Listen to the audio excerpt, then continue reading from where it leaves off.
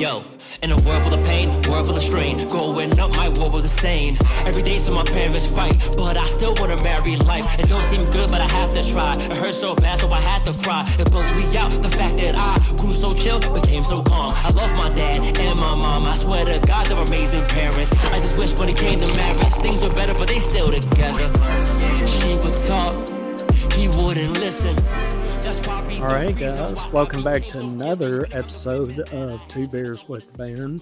I'm your host, Chris Schramm, and you were just listening to the song The Way We Are by my man, SB Anomaly. SB, if you don't mind, tell us a little bit about yourself and what you're sipping on. Well, first off, thank you for having me, Chris. I appreciate the time and the opportunity. First and foremost, I got to promote myself. We are sipping some stuff out of my brand, my cup, SB The Anomaly tumbler right here. And I'm trying to be healthier, so I got some electrolytes and some water. Yeah, that's what I got going on over here, man. Hey, nothing wrong with being healthy. I happen to choose something that is unhealthy, but hopefully delicious. I will be sipping on Cinq Sa. It's by Chimmay. Oh, Okay, and it is a 8% ABV ale. there you go. All right. We can go ahead and get this in the glass. Yeah, do your thing. Do your thing. I'm gonna take a little sip of my electrolytes while we're at it.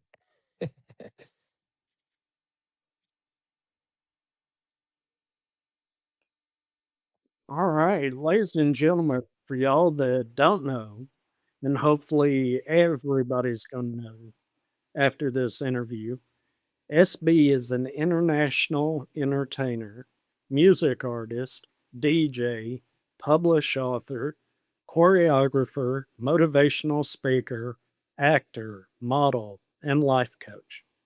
Is there anything else that you do that I have possibly missed? I watch anime, big anime head. Okay, okay.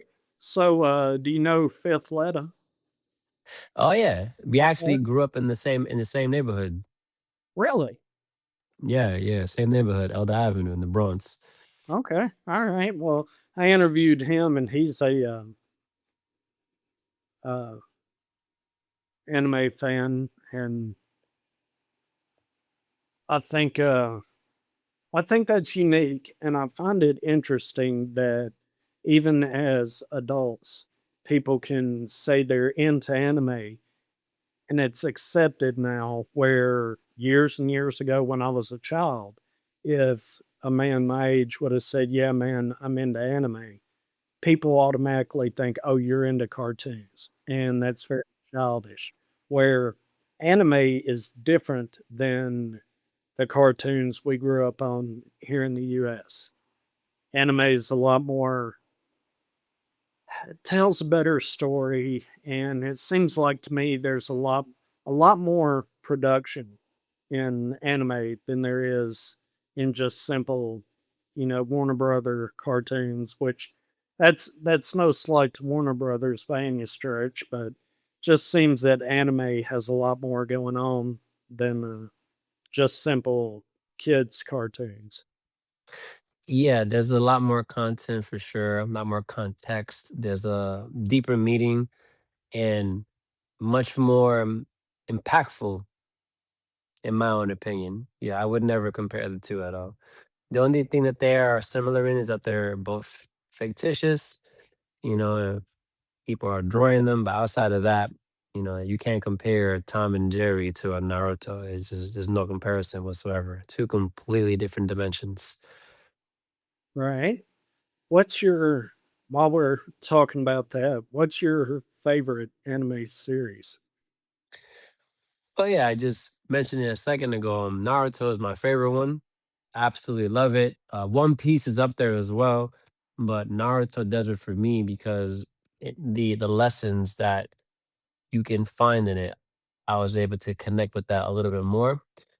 But yeah, man, I could ramble about that for hours. It's a really powerful show, and I feel like I learned more from the show than I learned from school. honestly, when it comes to things that can help me in life.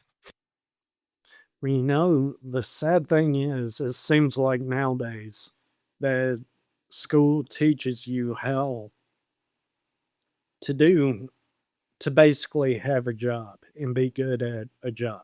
It doesn't necessarily teach you how to survive out on the streets, how to it doesn't give you life skills, is basically, in my opinion, what it boils down to. It gives you the ability to go get a job, find a job you like, and work that job and retire. It doesn't give you life skills and teach you how to think for yourself and go out and enjoy life. That's just my opinion for what it's worth. I agree. I used to actually teach for a couple of years at a private school, and I would always tell the students that, you're going to learn more from each other when it comes to life than you were in a classroom. If you have a bully or people making fun of you or some type of, social dilemma, the way you survive that and the way you respond to that can absolutely ripple into your life outside of that, right? Because you're going to go to a job and your boss might be mean to you. But if you've been dealing with bullies when you were younger, you're not going to be as fragile because you're used to that already, right? I'm used to that kind of conflict. But my biggest thing, like you said, is it's putting us in a position where we don't learn about credit. And credit is quintessential to many things in our adulthood. You don't learn about emotional intelligence. You don't learn about ways to create an LLC. What's that for? You are programmed to fall into the hierarchy of what can be essentially looked at as a pyramid scheme. Because people always make fun of pyramid schemes, right? Oh, you're a part of a pyramid scheme. You're trying to sell me on a pyramid scheme, but your job is a pyramid scheme. It's the same as that concept. And we need to be able to go in and out. It's okay to have a job. There's nothing wrong with that. It's also a great idea to be able to generate money and monetize yourself in different avenues. And school doesn't prepare you for that in any way, shape, or form, in my opinion. I agree with that, and I think that college it gives you just a little dose for the people that are truly entrepreneurs. It kind of gives them a little bit of a hint. Well, if you want to go out there and do it your way, here are a few basic skills that you'll need. But at the same time, you pick a major and you take all the classes that fall under that major. And then, like I said a little while ago, you graduate college and you go into the world of the job. And then there are those like yourself that say, you know what, I'm going to go out, I'm going to do my thing, and I'm going to be happy, and I'm going to make it work for me. And that's what I think a lot of indie artists have. They have the ability, they have the motivation, they have the drive. They just don't have the business skills to make the indie music profitable. And again, school doesn't teach you how to do that. Music courses only teach you how to create and play instruments or sing. They don't teach you the business of music business. And I think that's where our current educational system fails uh, young artists and just young people in general. But that's the whole thing. We can talk about that for like 10, 12 hours. I'm going to need a few more beers if we're going to go down that road. But you said this about writing poetry. I enjoyed it a lot because being an MC means I would usually rhyme to the beats. But when I recite poetry, there's no beat most of the time. I am the beat. I create the tempo. My words become much more significant because the crowd can hear every syllable that I utter. It's like motivational speaking, but with rhymes. Can you explain what that means? I love that you said that. So, when the average person listens to an artist, and this is coming from a perspective of I've been a judge at musical competitions from rhyming to singing to all type of stuff for years. I just did one recently where I selected some artists to perform at the Orlando Magic game at the halftime show that's coming up April 1st when they play the Hawks. And most people, when they hear a song, they don't really follow the lyrics like that. They're listening to the beat, they're more so following the melody of the flow. The voice becomes more of an instrument to the ear. And usually people will recall the chorus because the chorus is said in repetition, but people on the average scale aren't really paying attention to the lyrics, the things that the artists are putting together, the puns, the entendres, the wordplays, the metaphor, the simile, the alliteration, the syllable structure. So when you eliminate the beat and all you have is the lyrics, you only have the option of liking what they're saying or not liking what they're saying. I always tell artists all the time, or actually when I was younger, when I used to argue about hip hop, which I don't do that no more. I retired hip hop debates many years ago, but when I was younger, I would always ask people, okay, that's your favorite artist. If you heard him without a beat, would you like what he's talking about? And people will always get stuck and know what to say to me because they didn't even think about that concept, right? They didn't come from a cipher culture or things of that nature. They're a listener, they love the music.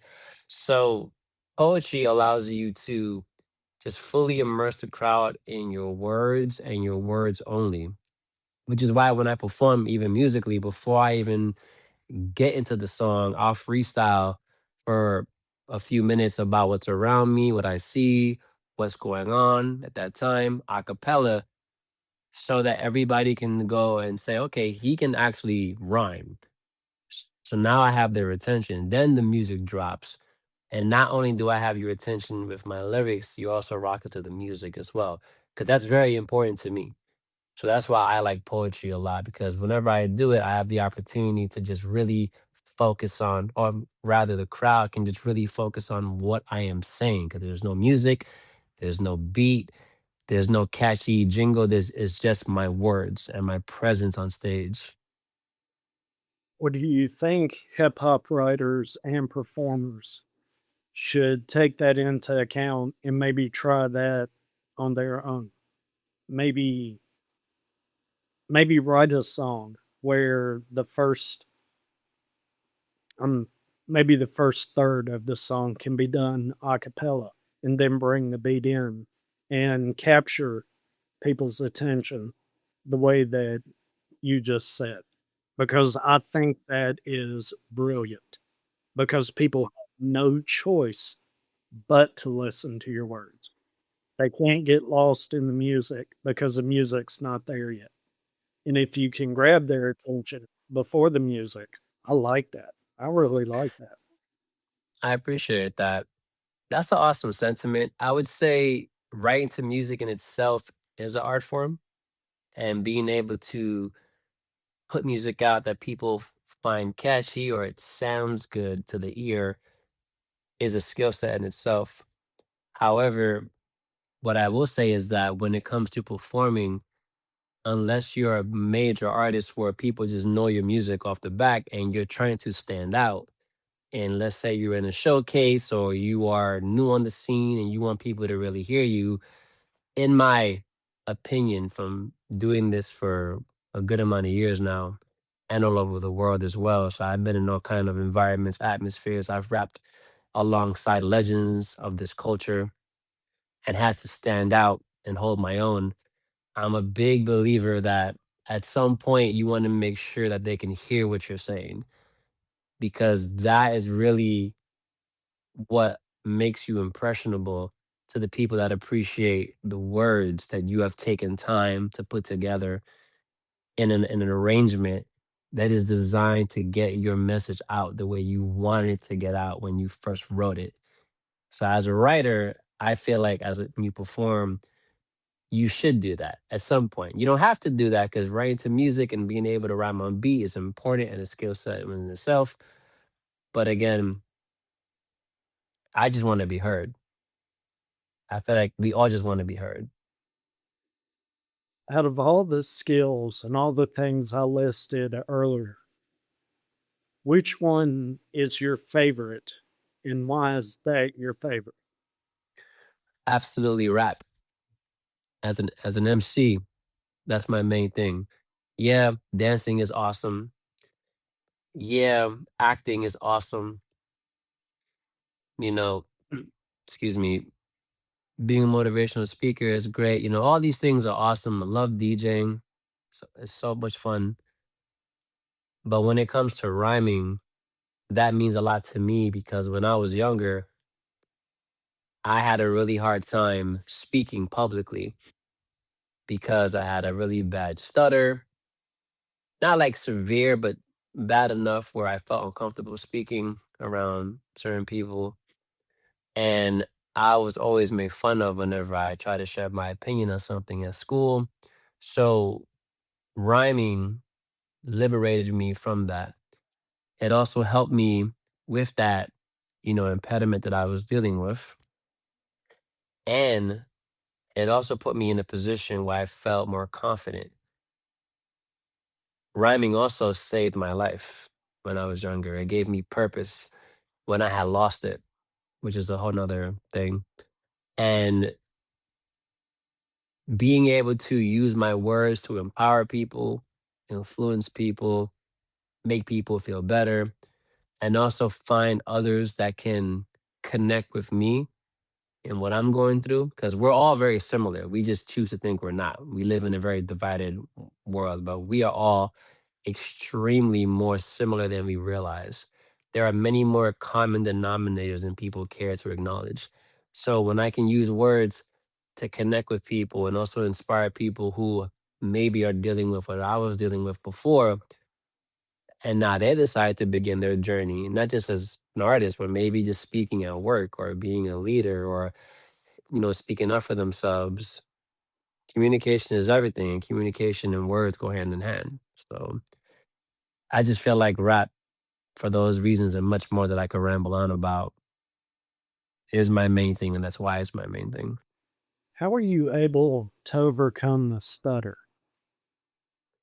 So rhyming requires breath control. So when you are rhyming, you have to control your breath to be able to speak, to say what you want to say. So when I first started rhyming, I would rap quick. And if you don't have good breath control, you won't be able to rap fast and be understandable. So I had to overcome that first because I wanted to be different from my peers that I was in a crew with. So I chose to rap fast to kind of have that as my lane. And I was struggling with that for a good minute. Then I finally figured it out. But then I started just rapping slow.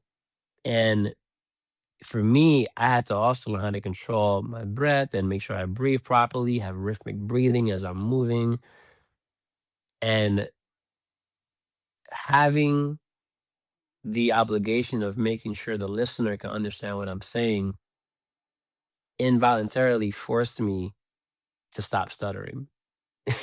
So it gave me an opportunity to, like, okay, if I want to get out these many words in this bar, I have to take a breath and pace myself through what I'm saying so everything can stand out and then do that again. And when you're trying to do different kind of flows, you learn how to control that flow of air in your body, in your lungs. What would you say is your best skill overall? What are you really good at? I'm really good at influencing people with my words. I've been caliper tested and my results are always off the charts. I am very good at persuading and influencing. Is that a learned skill or do you think that that's natural? I don't think anything is natural when it comes to actual skills, so well, absolutes aren't my really favorite thing to do. So I don't feel most things are natural. That's why I kind of get offended when someone ever tells me you're a natural. Because when you tell me I'm a natural, you're discounting the countless amount of hours that I've spent working on that skill set to make it sound like it's natural to you when you first hear it. So it's definitely not natural for me. It took a lot of time to master body language, tone of voice, getting a decent vocabulary, learning how to filter my thoughts so I can convey it in a way that the listener that I have in front of me can understand it, reading the room, learning when to pause when I speak, learning how to have proper eye contact. There's so many different levels to having the ability to communicate properly. And it took a while. That's why so many people are bad at communication because you have to learn how to do it correctly. And that is going back to the school system. They don't teach that. I don't think they don't teach people how to communicate effectively. They don't teach the children that are shy and quiet how to stand up and be bold and, speak with authority. And I think that's a downfall. Correct. But Correct. I mean, you have debate and speech, but you know, even within that, are you just reading off what you wrote, or are you being taught how to, utilize 55% of your communication, which is body language, 38%, which is your tone of voice? What influences your tone of voice? Your facial expressions. The way your face looks is how your voice sounds. When you look angry, you sound angry. When you look happy, you sound happy. Even that in itself escapes the average person in moments where they need to utilize that properly. That's why when you have a conversation with someone, you can tell by their facial expression, or you can assume by their facial expression if they're even interested in what you're talking about. yeah, how do you define success? Happiness, by being happy. Okay. If you are happy, you are successful in my eyes. So would you say you're successful? Absolutely. Absolutely. It took me a long time to realize I was successful because I had, like many people, told myself, it's not until I do this that I'm going to be successful. But then I would do it. And then once I do it, now there's another goal and another goal and another goal. Like I just put out a video about this. Like every time the average goal getter, or not even average, most goal getters, no matter what field you're in, every time we hit a goal, we immediately create another goal and then another goal. So like, you're running an endless marathon that has no finish line. So there's never the raising of the trophy, there's never the medal, there's no ceremony. You're just tirelessly running and running and running and running towards something that you can't ever touch. And it's an insane way to live. It's insatiable. And that insatiable hunger can leave a lot of people starving, physically and mentally. I agree. And it can also harm relationships and the people around you. Absolutely. What would you say the key elements to your success are? Number one, having good people around me that cared enough to believe in me. You don't need a lot of them, just a few.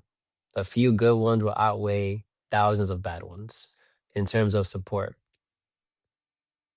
I would say my ability to do whatever I want to do. I have the power to do anything that I want to do. A lot of people that I've met say they don't share what they're going to do because if they talk about it, people are going to put bad energy toward it, or they're going to tear them down, or they're going to make it not work out for them. That makes absolutely no sense to me at all. I say what I'm going to do and then I do it. It's always been that way since I was a child. And it's not a matter of cockiness or anything negative. It's just I have so much belief in myself that there's no other option If I say I'm going to do something, it's going to happen one way or another. And my only hope is when I do that, I hope that my belief in myself influences people to believe in themselves because everybody has the capability to do what they want to do. And obviously, there's some restrictions, right? Like if you're not super huge or strong, it might be hard to be in the NFL, right? Right. Or if you're not like really tall, it may be hard to be in the NBA. But we've seen people play in the NFL that weren't that big. We've seen people play in the NBA that weren't that tall. So realistically, if you decide that this is what you're going to do, then that's it. And I just believe that there's nothing that I can't do if I actually want to do it. So that's another one. I would also say that I feel as if what I tell myself becomes my reality. So I don't talk to myself in a negative way. I feel like sometimes people have negative self-talk and they tear themselves down before anybody else even gets a chance to. So we need to be weary of how we view ourselves because the way we perceive is the way we achieve. If you honestly believe that you can't do something or you have doubt because you feel like what you're looking to do is bigger than you or you don't deserve it, then how could you ever expect the world, the universe to give it to you? People invest in people that invest in themselves. And I'll give you a good example, Chris. When an artist tries to sell me their project, music, right? I was in Vegas last year, freestyle rapping with my crew, Free Apps, at a celebrity dunk contest. And we're outside, and these guys are just, I don't exactly know where we were at, but we were like on the strip. And these dudes had a mixtape, and he wanted to sell me the mixtape. I said, okay, let me ask you a question. On a scale from 1 to 10, where do you rate your tape? I think it's like a 7. I said, I don't want it. Because if you're the creator and you don't think it's a 10, then I don't want it. You don't even believe in it. So why should I believe in it? You gotta believe in you, and that's not easy to do. It's very difficult to believe in yourself. As dumb as that may sound to some people. So how'd that turn out with that artist? What was the look on their face when you told them that? Well, I said it in a very nice way because I'm never demeaning to people. I'm very mindful of the perception. So I was very nice to them. I was like, I can't say that, because this is just, I told them this is your art. There are many people that do what you do, but only you do what you do. So you have to believe in I gave him the right, in my opinion, the other way to look at it because I don't like tearing people down. I don't believe that criticism should ever be given unless you're going to teach the person also how to make it better. If I just tell you that sucks, that does nothing. I mean, it could, depending on the person's fabric of their resolve. But if I tell you, hey man, can I give you a suggestion? Maybe try this. Maybe try that. Because I could be wrong, but it could also help. So I just gave him, hey man, you, if someone asks you about your project, tell them that it's great. Tell them it's a 10, you know? And I hope that my words meant something. And then I asked them to freestyle or spit a verse. Cause that's my thing. If you want me to buy your tape, you have to rap a 16 to me. And if I like it, I'll buy it. If I don't like it, I'm not gonna buy it. So that's how I've been. I got that from being in the Bronx, growing up in New York. There was no nice people when I grew up. There was nobody giving me positive reinforcement. They either thought you was garbage or they thought you was dope. There was no in between.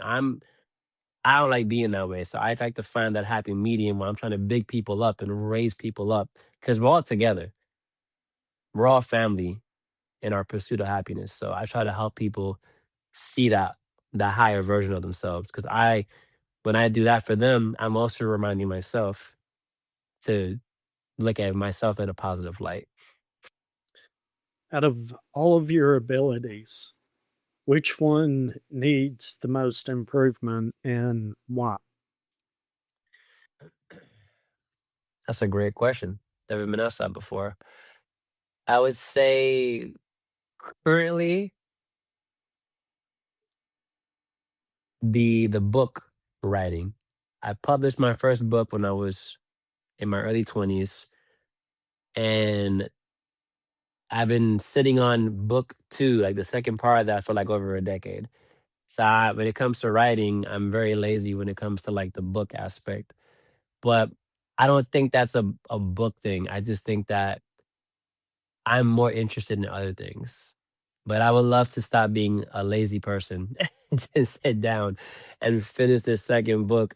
Because the first one was poetry, but the second one is not poetry. It's just me sharing thoughts the way you and I are sharing thoughts right now on 10 different subjects. And it's just designed to help people in 10 different areas of life. But I've yet to gather the focus to sit down and just get it knocked out. How has your upbringing contributed to your overall success? New York bred me into who I am. It sculpted me from top to bottom. It made me strong internally and externally. As an MC, for those that are listening, that's a rapper, but without, you know, I won't say the negative stuff, but there's a difference between MC and rapper in the culture. So, as an MC, as an artist, when you grow up in New York, especially in the Bronx, you have no choice but to get better because people in the Bronx, and it's so crazy, Chris, because I think about it now. I was 13 years old in crazy situations, like around hundreds of people in these big battles. And I laugh at that because I see 13-year-olds now, 14-year-olds, 15-year-olds, 16-year-olds, 17-year-olds are rap, and the stuff that they are in are nothing like what we were in. It was insane. Like we thought we were grown because we were in such crazy atmospheres. And I remember I got arrested one time for rapping because I refused to stop rapping, and there was a huge battle, and people couldn't get to the bus and the train. It was just a square by my high school, Lehman, and cops roped us up because we just kept going and we tried to fight the cops. It was insane, and it was because we didn't want to stop rhyming. I was rapping my verse, and you're cutting me off in the middle of a battle. That's a cardinal sin. I need to finish these bars. I need to say what I have to say to the person in front of me, and that's how serious rap was. So that being in that atmosphere sculpted me as a rapper. Same thing with dancing. I met my dance teacher, Bam the Liquid Robot, who's a New York City breaker. If you don't know what the New York City breakers are, for anyone that's watching, if you watch the movie Beat Street, the team that's battling the Rocksteady crew, right, in red, they're the New York City breakers. So my teacher is a part of that, and he trained me how to pop. 'Cause I know how to do choreography, but I specialize in popping, right? Of the culture, hip hop, locking, popping, all of that. So that came again from New York. So without New York, I wouldn't be able to do what I'm doing with dancing. I wouldn't be able to do what I'm doing with rapping. I wouldn't, have the mindset that I have as well. I wouldn't have the appreciation for the culture, I think, that I have if I didn't come up in the mecca of the culture. And hip hop is not rap. The average person probably thinks when you say hip hop, you say rap. No, hip hop is a lifestyle, and within that lifestyle, you have the b-boying, the graffiti, the DJing, the MC, the beatboxing, the fashion, the street knowledge, the culture. So all of that was engraved in me, and I think, and also even with the fact that my group, the Iconics, my DJ, who's the DJ of our crew, the Iconics, on the MC, his father is KRS-One. I'm only connected to them because my basketball coach from New York, again, who coached me in New York, met up with me again in Florida, but he came here first. I came afterwards. We met up in Orlando. He threw the show featuring KRS-One and had me open. And that show opened up many doors for me that led to music with KRS-One, touring with KRS-One, music with Razzcast, Ari the Rugged Man, Keith Murray, Craig G, like, and more to come. So that all came from me being in New York. If I wasn't in New York, I don't ever have that appreciation. I don't see the rap battles that I'm seeing that make me want to get into it. I'm not around the breakers and the poppers over in LPAC. I don't meet, Violetta with KR3Ts who got me into choreography, and I'm a choreographer as well. I don't see meet my coach, Terrence, my boy T Smooth, who ended up throwing that show.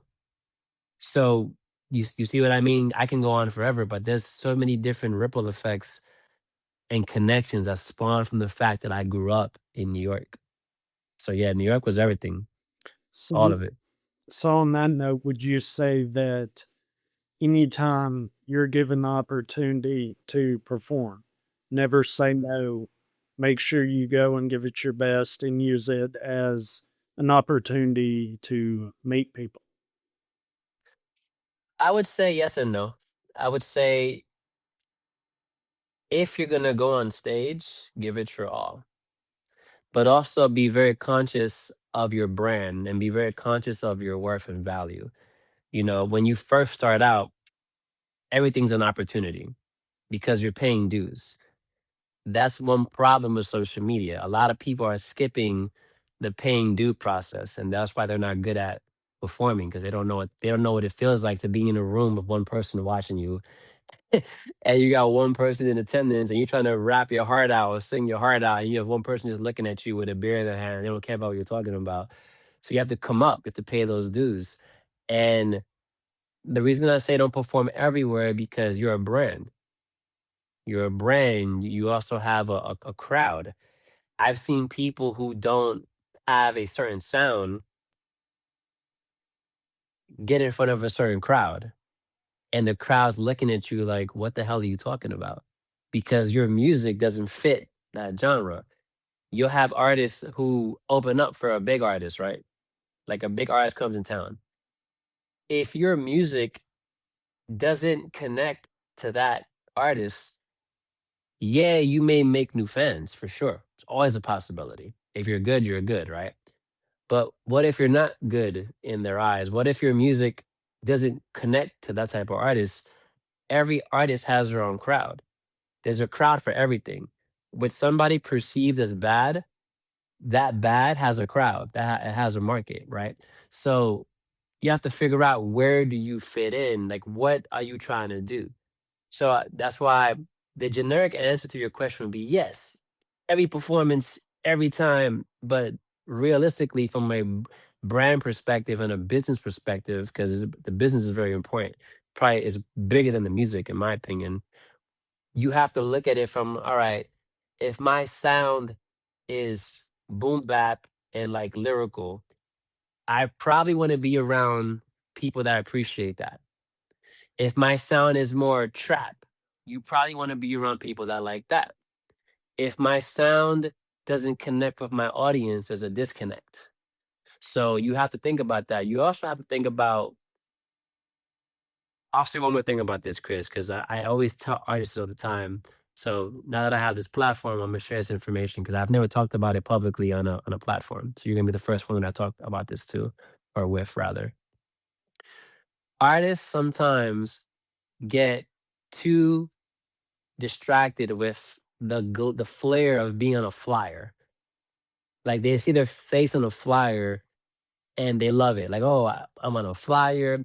I get to promote this flyer. And again, when you're paying dues, absolutely. But when you start monetizing your stuff and you start making money from this, it changes.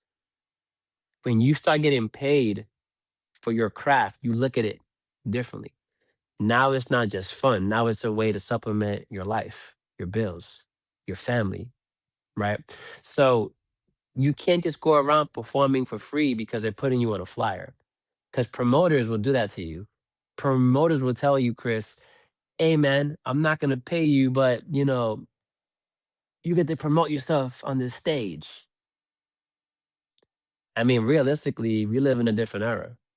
You can put a video out, put money behind it, boost it, and get thousands of people to look at it. So, do you really need to be on a stage to promote yourself? No, absolutely not. The stage is to build up your ability as a performer.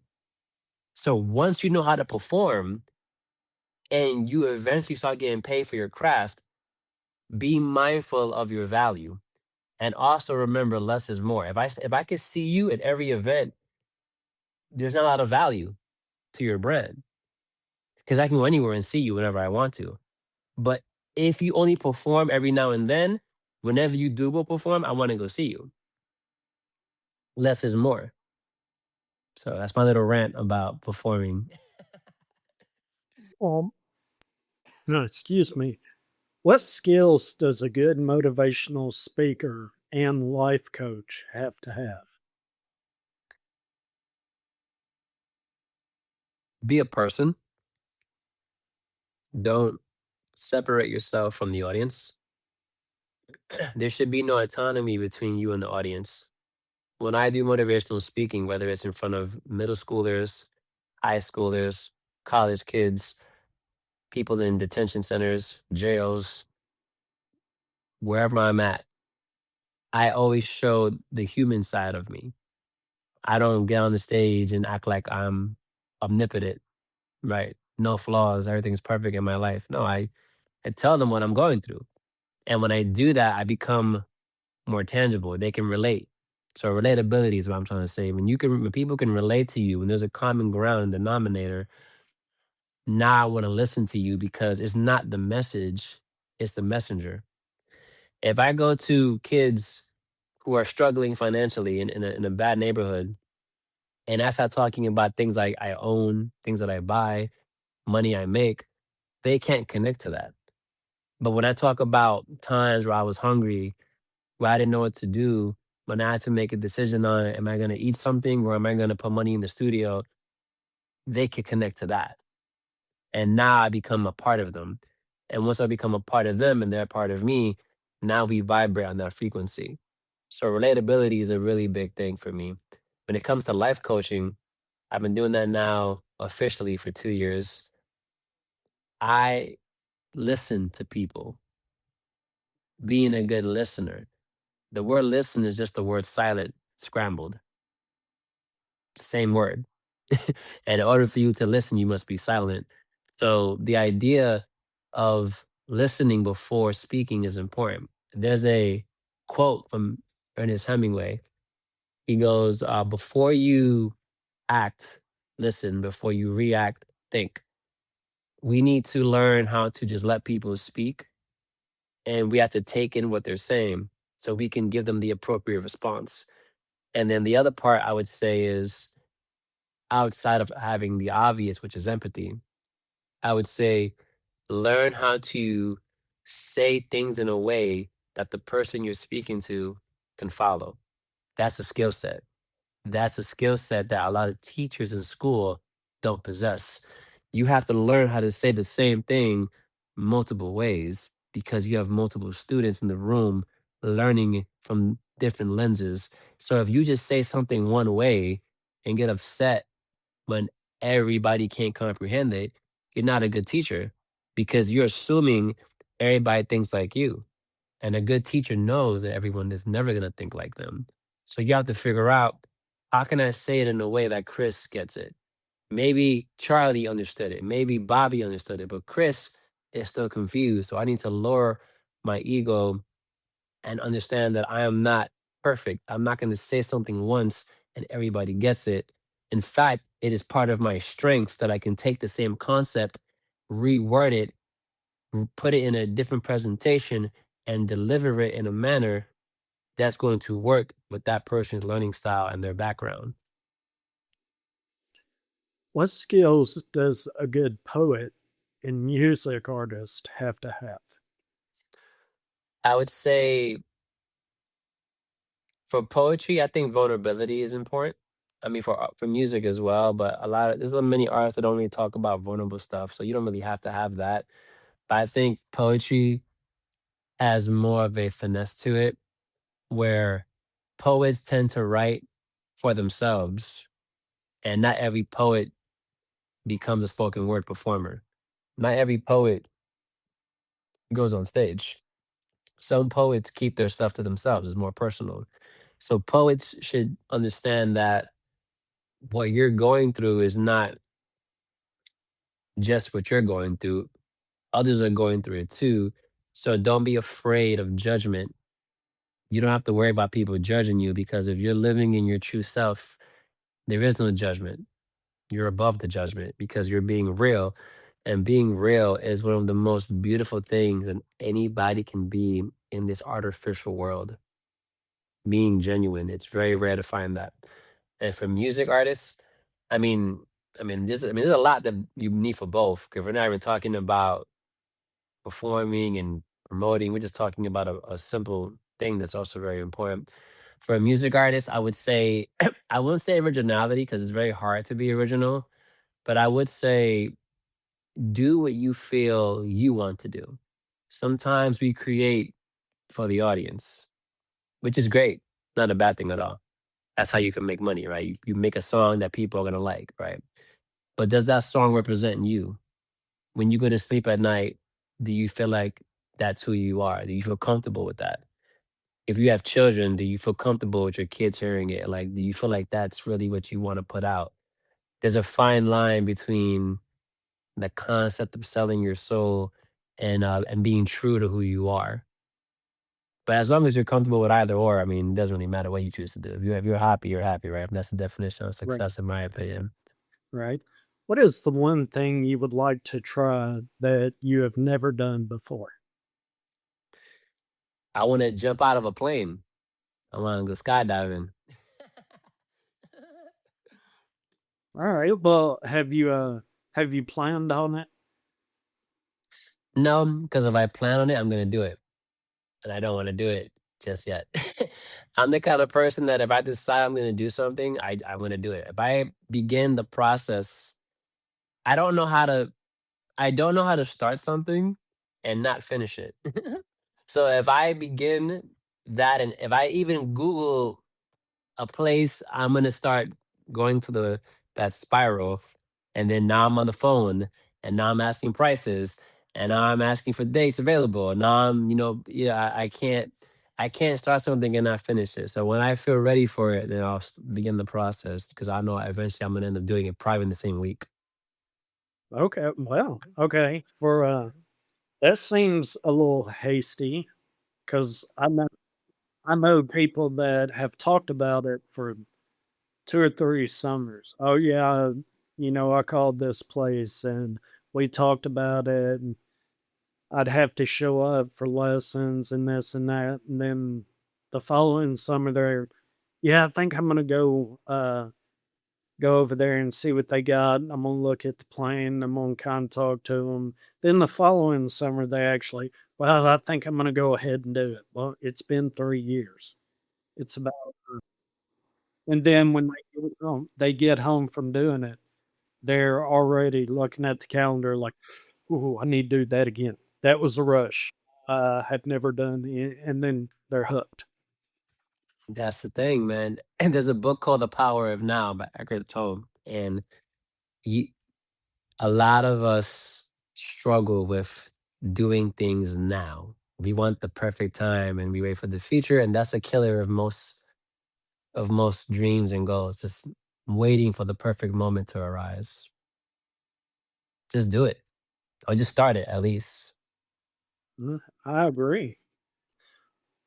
What would you like people to know about you that they don't? Mm, feel like I'm pretty transparent in my with my brand. For anyone that doesn't know, I'm a very dorky, like essentially when I meet people sometimes that don't know me or they heard about me, I feel like based off what they heard that I've done, they're expecting like this cool like persona. Like they're expecting like this cool guy, or even when because I do martial arts too. I've been doing martial arts since I was like 5 years old.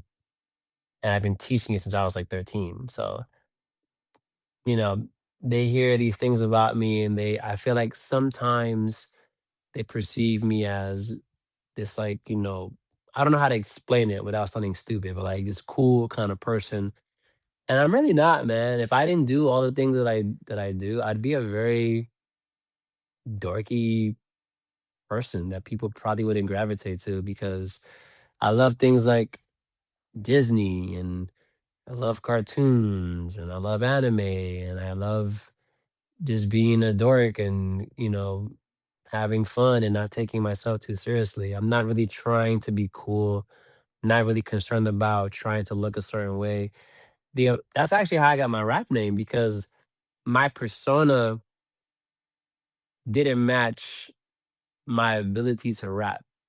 So what would happen to people is that they would encounter me, and because I wasn't talking crazy, like, yo, whatever, man, I'll rip you right now, I'll kill you. I was very laid back. I don't know if humble's the word, but I was very soft spoken and still am. And, you know, I didn't give off this like, you know, gorilla King Kong beating my chest type of energy. I was just very laid back. And most people who can do things good, well, not most people, but people tend to kind of have a bravado about them. I'm not like that. So that's where stealth bomber came from because a stealth bomber is a plane you don't see on radar, then it blows stuff up. It's very dangerous. SB is an acronym for stealth bomber, and stealth bomber is an acronym for spitting to eliminate all lyrical threats, human, betting on matching ballistic exquisite rhymes, and then backwards, ripping everybody, mocking over beats. How these lyrics always eat through suckers because people would always assume that they're gonna run through me, and then midway through the battle, they realize, oh man, I think this is the guy that I heard about. It's like, yeah, it's good to meet you. But you thought I was garbage a second ago because I wasn't trying to match your energy and your bravado and trying to be tough. No. If you're tough, you don't have to act tough. You know how to fight, you don't walk around starting fights. If you know that you're good at something, there's no need. I'll put it to you like this, Chris. I always tell people this. The beautiful thing about rap is that in order to rap, you have to use your words, right? So why would I have to talk before rapping if I'm going to do all my talking while rapping? Why do I have to give you a warning or tell you what's gonna happen to you? No, you're gonna find out in a second, and it's all gonna rhyme too. So that's it, and that's where my name came from when I was 12 years old, 13 years old. So a lot of people want to explain to you what's gonna happen. No, you just find out when you find out, if you care to find out. Well, who gave you that name?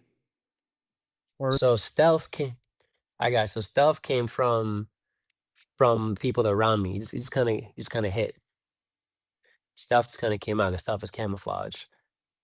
The bomber part came when I moved to Florida. There's a guy named Jay that I'm good friends with, and me being from the Bronx, New York Yankees, Bronx Bomber, he was like, "Yo, stealth bomber," and I was like, "I like how that sounds. That has a nice ring to it."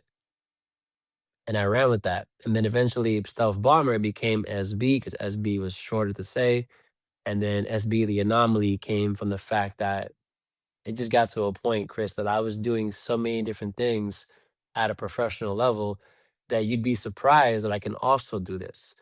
That's why my social media is so difficult because the algorithm doesn't know what to do with me. It's like one moment I'm rapping, one moment I'm dancing, one moment I'm doing a video about motivational stuff, one moment I'm DJing, one moment I'm acting, and I'm not just doing these things to have fun. I'm making money off all of these things. So I push them all equally. And I don't have the time in life to have a page for music and a page for dancing and a page for writing. I'm not doing that. That's insanity. So I just take it all against the better judgment that I have because I know how I work in social media, put it into one thing and I just put it out. Because social media to me is really irrelevant. What matters to me in my personal journey is my connection or are my connections. Because I could disconnect my social media right now. I'll still have my website, and I'll start my connections that would take me around the world, connect me here and there, put me in these positions. because I've cultivated these conversations and relationships and things, and I've grown these seeds after planting them throughout the years. So I do what I want to do, essentially. Well, speaking of so many different things, what is an international entertainer? Someone who performs throughout the US and overseas, someone that has ties and audiences overseas and throughout America. I've been overseas several times, whether it was touring with KRS, whether it was doing my own thing, whether it was rocking with my crew free laps. I've been on military ships in the middle of nowhere. I performed with my crew on the biggest naval ship in the world, biggest one in the world. And it felt like a Top Gun movie. It was crazy. I could see the jets flying off the carrier, and rap and dance took me there. And the faith and belief of the people that spent the time to invest in me in whatever way they did to put me in those positions to prove myself, and the opportunity was there.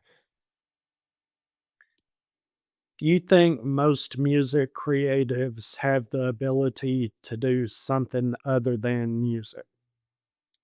Absolutely. Because a music, if you're truly trying to do music in any level, you have a different mind. You're not just linear. You see things differently from the world. The world teaches you, Chris, to apply for this job, work at that job until you're able to retire, and then you retire, and then you live off whatever money you had in your retirement fund and whatever the case is. That's the that's the way that people tell you to live. Parents tell you to do that. School tells you to do that. The world tells you to do that.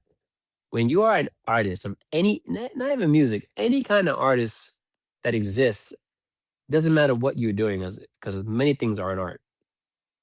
You have a different mindset, and because you have a different mindset, you have an open mindset. And a person who does not have a constricted mindset will not have this tunnel vision on only one thing, because you understand that you're capable of other things outside of the norm. So absolutely, absolutely. And I like seeing artists do more than one thing. I hate when someone just wants to do one thing because you're limiting yourself. Well, when you talk to artists, young artists, is that something you make sure and tell them is to explore other creative abilities? Yeah, absolutely. I asked them, what do you love to do? Okay, find the way to monetize it. Find the way to monetize it. Take an hour of your busy life, which we're usually not that busy when it comes to like what we're doing. And even if you are busy, there's still time to do what you want to do to some degree if you really want to do something. That's how we are. If we want to do something, we figure it out. So I tell them, figure out what you like, what you enjoy, and then for 1 hour a day, research it. Research how to get better at it. Research how to make money off of it. Find people that do it and then go to them. We underestimate the power of networking and the right relationships.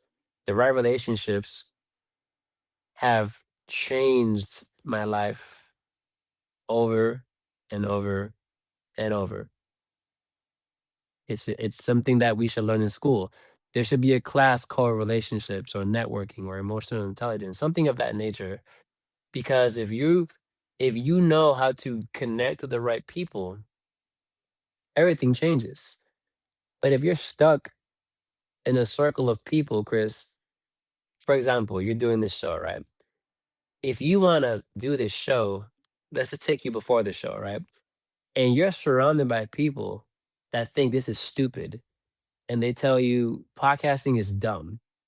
There's a million podcasts already. Why are you doing it? What's the point of this? You're just another person, another pebble on the beach. What's the point of this? This is stupid. There's a phrase that goes, sticks and stones may break my bones, but words will never hurt me. It is the absolute most, it is the dumbest quote ever. because words will destroy somebody or empower somebody. So if you're around the wrong people, this goes to everyone, even when it comes to family, close family. I mean, if they're not giving you what you need to hear, I'm not telling you to cut them off, but I am telling you get away. And I tell kids that a lot. I went to a school recently, I believe it's called Chains of Lake in Windermere. And I spoke to about 800 kids. And I couldn't even get to what I wanted to talk about because I was so stuck on the fact of you have to be very mindful of your friendships and who you're around, especially your relationships, because the closer a person is, the more detrimental they can be to you. So many dreams have been destroyed because of the wrong relationship. Well, when I did start this, I had a lot of people tell me that it wasn't gonna go anywhere. Oh, you talk slow and people don't have time to listen to you because you talk so slow. They're the way people's minds work, usually when they're listening to a podcast, they're doing something else. So they're not gonna slow down doing what they're doing to try to listen to you. And I had more support than people saying it wasn't going to work. But of course, what am I going to listen to? I'm going to listen to the people that say, don't waste your time, don't waste your money, don't waste artists' time by doing this. But at the same time, every time I do this and I go home, I feel so energized. And that's why I have very specific days that I can do this because most of the time I don't sleep after I do this. And even if I do, I'm thinking about all night. Oh, I made this mistake here. I should have done that. I should have asked the artist this, or I should have, I go over and over and over what I did wrong in my mind instead of saying, you know what? It seems like the artist appreciated that. Why don't you just take that, dwell on that, and go to sleep and start working on questions for the next episode? And it's slowly getting to the point where I can do that. But to circle back to something you said you were a former teacher. Do you think you could come up with a syllabus to teach maybe freshmen in high school how to network and how to go out there and do the things you were talking about that schools don't teach people. Do you think that you could do either a year-long course or maybe just a semester for high school freshmen? I can teach anything that I know how to do. So yeah, I've created a syllabus for emotional intelligence. I've created a syllabus for freestyle rhyming. I created a syllabus for self-defense. I've created a syllabus for sales companies and get to how to get their people better. I've created a syllabus on self-empowerment. I've done one on leadership. I've done one on public speaking. I train people to this day on public speaking and communication. Yeah, absolutely. If you can't explain something simply, you don't understand it well enough. That's Einstein. So if you claim to be able to do something well, you should be able to break it down. If it's like, oh, well, it's just too hard to explain. No, it's not that it's too hard to explain. It's that you don't know how to train and teach it. You're good at it, but that's why we have good players that can't be coaches. There's levels to that. There's different skill sets that people have. Yeah, man, I can teach it to anybody because I do it. If you go through it and you grow through it, then you know how to do it. You know how to show people how to do it. That should be on his shirt. It really should. That should be on his shirt. Maybe, maybe. As you can see, I got my brand right here. The energy is here. We got the Iconics hat. Me and my boy Kane Prime. We got the joint. I actually, before I came out here, made a Scully with my logo on it in like in 7 different colors. So yeah, I'm always creating merchandise because I'd rather wear. I have a bunch of clothes, but I would rather also, whenever I can, wear my jacket, wear my hat, have my cup. You know what I mean? I recently created a mask for my face that I wish I would have had back when COVID was happening. If I'm gonna have COVID, I might as well have my mask on while doing it with my brand. Right. Right. you know? So I'm really big on representing myself because when you wear another company's brand, you're a walking billboard for that company. You're free promotion. So, speaking of your brand and your clothing line, where can people go to find that? Yeah, they can just go to sbtheanomaly.com. And SB The Anomaly in itself is everything. It's the Instagram, the TikTok, the Facebook, all the things. It's just SB The Anomaly. They can Google it. Everything is SB The Anomaly, and the anomaly is spelled wrong with two O's. And yeah, it's just on my website. Stuff for kids, adults, men, women, bathing suits. I have rugs that I sell, mouse pads, cups, stickers, whatever I find interesting, I've slapped my logo or my brand on that. The energy is here, is what I always say because I'm big on energy. And, this that's be the Anomaly logo because it embodies who I am. I worked very hard to become who I am. So why not walk around with that? Why not promote it? I agree 100%. And I wish that a lot of indie artists that are in that same boat, they work very hard to be who they are. I wish that their merch tables were a little more had more of a variety other than maybe just some small stickers and a few t-shirts. I think that, to reach a wider audience, and yeah, it would cost a little more up front, but find things that people use, like coffee cups, travel coffee mugs. I probably drink out of one of those literally 6 out of 7 days a week is a coffee mug. Well, I mean, why not have one that has my brand on it or one of my favorite bands? Why not have one from them? Or, and that's what I like to do, take stickers from some of these bands that I really enjoy and put them on the coffee cup. But now I have to hand wash it instead of putting it in the washing machine because it'll mess it all up. So it makes me appreciate it so much more.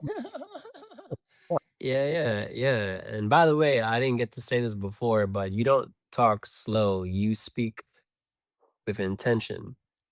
So I don't see it as talking slowly. I see it as speaking with intention. Everything you're saying, you're thinking before you say it.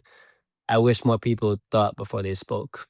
The world would be a better place. Well, I appreciate you saying that because I do have, as everyone knows, pages of questions, but sometimes an artist will say something that I really would like to know more about. So when it's my turn to talk, I try to phrase a question appropriately to come back to circle back. And that's something that I use a lot of times. I don't know if it's maybe a crutch or it's to let the audience know I'm coming back over here. So just kind of follow me back around. And I use that to let the artist know, hey, I'm going to come back to something you said. So, you know, kind of get ready to go more in depth on this one subject. But I appreciate you saying, No, it's a skill set. I used to have a podcast too, for sure. Did about 24 episodes. And it's a skill set. It takes a good speaker knows how to connect things and tie things back. So that's a skill set. well, thank you. I appreciate that. Which one of your talents do you work on the most and why? Mm. Well, definitely rap because I rap the most. But I feel like also rap is not just rap. Anytime I'm speaking, I'm working on rhyming because I'm working on my pronunciation, my engagement, how well I say things, my tone going up, going down, my animation, my pauses, all of these things go into rhyming and motivational speaking and anything you do, rather, of course, with your voice, acting as well. I've never taken acting classes in my life, but I'm starring in a show right now, and we're 3 episodes in. I'm shooting, and I'm the main person. And people that are on set have taken acting classes before, and when I tell them I've never taken classes before, they're surprised. They're like, "Wow, I thought you went to a thing or had an acting coach." No, I just I'm always entertaining when I'm speaking. I'm always unconsciously working on that, like we all are actually. And same thing with you. When you speak to people in general, you may not realize it, but you're using elements of your podcast in those conversations, probably. So rhyming would absolutely be the main thing for sure. And even when I speak, sometimes I rhyme by accident. Like I'm not trying to rap; it just kind of happens because my flow of words and how I connect things kind of transpire that way.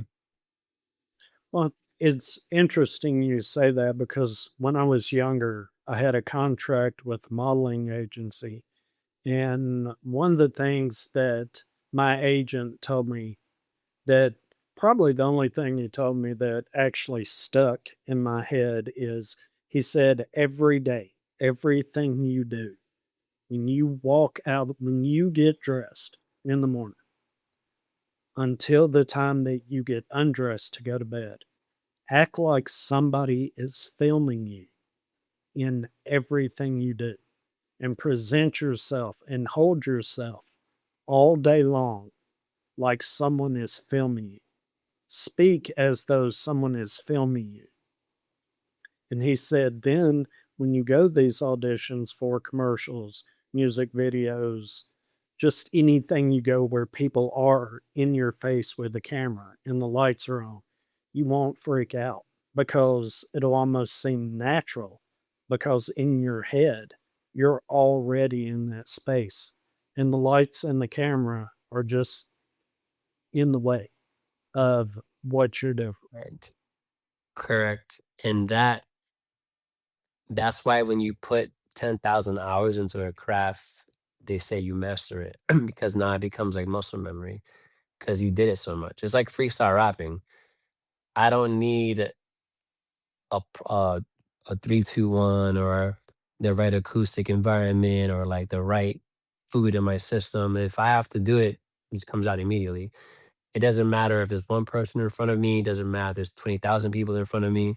It's the same thing to me because I've done it so much. I've rapped so much. I've danced so much. I've spoke so much. I don't need, it's like I told you in the beginning of the conversation, there is no editing because I've done this for so long that whatever I'm going to say to you, I'm conscious of it. I know I'm saying it. This is who I am. I'm on autopilot essentially because I've done this for so long.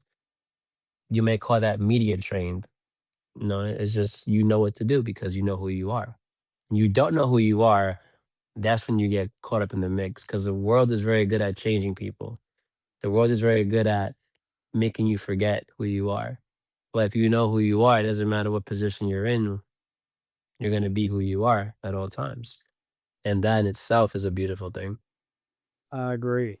I would like to circle back to something you said earlier about goals and about um, where we talked about this must come natural to you and things like that.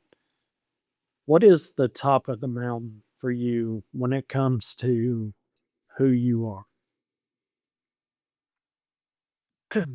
Being able to support people I love is the top of the mountain.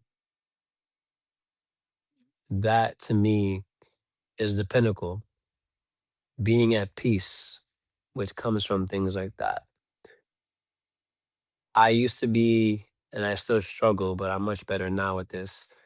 I used to have this thing where nothing was good enough, which is a good and bad thing because the good thing is that it keeps you humble, it keeps you driving forward, it keeps you accomplishing more, it keeps you growing because we can always grow. There's no such thing as the top of the mountain, it doesn't exist.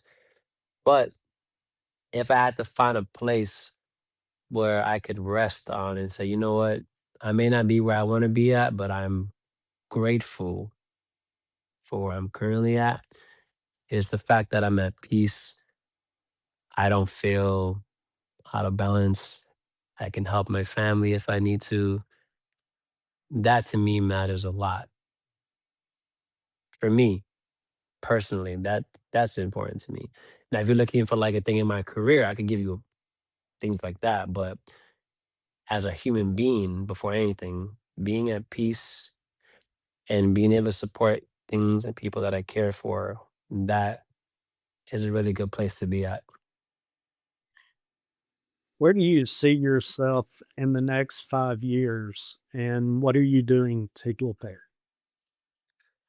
Alive. I see myself alive in every sense of the word. I'm alive. I'm thriving. Everything is going great. What am I doing to get there? I'm doing quite a bit. From a musical standpoint, putting out more content, connecting with super amazing mentors. I have a really crazy circle of mentors. I'm very lucky on many levels when it comes to music. When it comes to dancing, I found a way to monetize it in a way that is pretty decent for my standards at least. I have connected with people in film that have put me in a position to show what I can do that will lead to more opportunities as well. When it comes to motivational speaking, pretty much I could ramble on and on, but essentially I'm going to be at a higher level in everything that I'm doing because that's the one constant in my life. No matter what else happens to me in life, no matter what bad thing befalls me, the one thing that has always remained consistent is since the moment I began my career unconsciously, because at that time I was just rapping so I could just feel better about what I was going through. From the moment I started doing that at 13 years old, 12 years old, 13 years old, till now, it has just always gotten bigger and better, bigger and better. I've accomplished things, Chris, that I once thought weren't even a thought. Like they wasn't even a thought. I didn't even think about doing certain things that I do. It's like I've planted so many seeds and done so many things and formed the right relationships and put in so much work. And you talk about not sleeping, Chris, man, I don't even know what that even means. The concept of sleeping 8 hours is just something I've recently kind of dabbled in. Realistically, and a lot of people can probably relate to this, man. When I pass out was when I was asleep. So when my body physically gave out while writing, while choreographing, while working on martial arts, while training, while memorizing lyrics, when I pass out, that's when I would go to sleep. And then I would get up and go again. And then as time went on, Chris, what I did was I found ways to make more money in less time. That's something that I'm very proud of. I have found ways to make more money with less effort, less time, because time is currency. And I feel like sometimes as an artist, actually, no, I feel like a lot of times as an artist, people stop doing their art because life takes over because of bills. So they're like, I'm not making enough money off my art. And then life happens, right? You have a kid or you get married or somebody falls ill in your family and you have to take care of them. I mean, there's so many things that can happen. And you get distracted for a season. And sometimes you get sidetracked and you never come back because you just get so accustomed to that life because we're creatures of habit. And it's like you don't even have the morale because now it's about money. See, when you're not worried about money, Chris, everything is fun. Rap is fun, dance is fun, singing is fun, acting is fun. Everything is fun when you don't care about the money. You're just doing because you love to do it. But when you get older, you become an adult. and you realize that you have bills to pay, card notes and mortgages and rents and blah blah blah blah blah. Now the question is, are you making money off your creativity? And if you're not making enough money, if it's not residual, most people just falter. They don't want to do it no more because now it's not fun. Rap is no longer fun for some people if it's a job. Like you're struggling to make money with it and you're not seeing the money you deserve in your mind, right? And people stop, you know? And it's funny because you don't have to be famous to make good money as an artist. You don't have to be this huge multi-millionaire artist to make money. There are plenty of people making six figures a year with their music. Plenty. Because they found the way to do it. But everyone's path is different. How do you do it? Is it the writing? Is it the shows? Streaming is garbage, so it ain't gonna be the streaming for most indie artists unless you're like a big indie artist, right? So what is it? Is it your merchandise? Is it your shows? You know, your performances? Are you writing for somebody? What are you doing to make money? That is a very important question that people don't ask themselves. How am I gonna make money? How?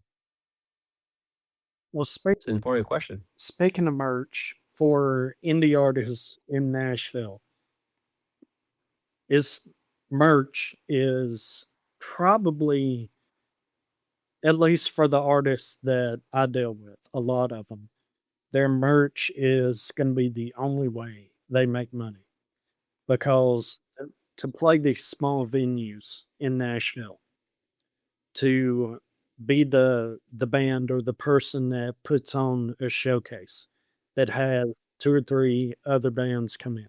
You have to pay the venue. You have to pay the sound guy. Any, excuse me, any ticket sales that aren't covered, you have to pay the difference in that. And the only way these artists can make money or to even cover what they have to pay is through merch. But I think a lot of times the shirts, which seem to be one of the biggest things that sells, they're just not creative enough or they're not attractive enough. And I think a lot of times maybe that's why things don't sell and the merch sales aren't near as high as they should be. And that's the business side that a creative looks at and says, you know what? I don't want to deal with that. That's why they let somebody else, hey man, would you mind running the merch table while I'm up here doing my thing and then back here helping the band set up and if anybody just stand there and take the money if they no, what have somebody you after you play, go up to your merch table and talk about your shirts. Talk about your stickers. If you're creative enough to come up with a new design that you only do for 2026. So 2027, it's going to be a different design for the whole year. And then 2028 is going to be something different, but make it something cool. And that way, people will really get into the merch. They'll come see you more and more because they want the latest and greatest thing.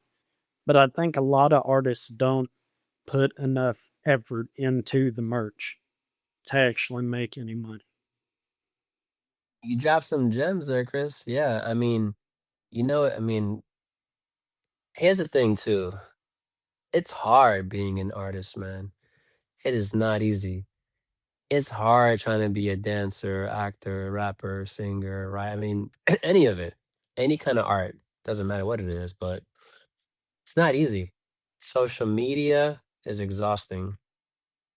You know, constantly promoting yourself is exhausting. Going to shows it can be exhausting. Touring is exhausting. It's exhausting, especially when you're really like on the road, like for real, like not just going to three cities and coming back home. Like you literally went across the country, or you went overseas and you all over Europe or whatever. It's very exhausting. And the one thing, Chris, that I feel like anyone that's watching this needs to understand, if you're like trying to do this for real, is the one thing that matters is your ability to juggle life while simultaneously pursuing your art. It is difficult to deal with life, the highs, the lows, everything, the fluctuations, the pain, the loss, the curveballs. It is not easy to deal with life and still pursue what you love to do. And I wish that was a bigger topic because we don't talk about that enough. We just expect people to just be happy all the time and it just falls into place. The amount of meetings that I've had that I've fell through, the amount of management that has fell through, the amount of promises that have fell through. I've been signed several times over, Chris. And whether it's because a crew member didn't do something correctly, or somebody was being shady, or something was a lie, or the contract was weird, there's been so many ups and downs, ups and downs. It took me 10 years, which is not a long time in the bigger scheme of things, but it took me 10 years to start like touring as an artist. 10 years. And that 10 years was not easy. And I made money throughout the years, but I wasn't making like a lot of money. I make money here, money there, money there, money there. I'm very grateful that I keep doing what I'm doing because most people quit because they don't see the return on the investment quick enough. And I get it, man. It's not easy. Completely understand, but it's worth it. If you're willing to do it, it's worth it. You know. So if it means that much to you, there's going to be, at least at the indie level, there's going to be more lows than highs. But I think every level, even those that are, yeah, they go through it too, man. but From what I've learned, would you tell that indie artist, look, you're learning things. Every time something goes wrong, you learn something. So that next time you see that coming, you'll be able to avoid it, go around it. exactly. Like I was saying, and I remember when I got my little lecture about performances and not going everywhere. I learned that through time. You don't want to be accessible. If you're too easily accessible as a performer, then there's no value. If I can see you at every open mic, every showcase, everything, then what what makes you special? You're not a commodity. Like you're I can pick any random day of the week and you're gonna be there on stage rapping versus you coming out once a month maybe.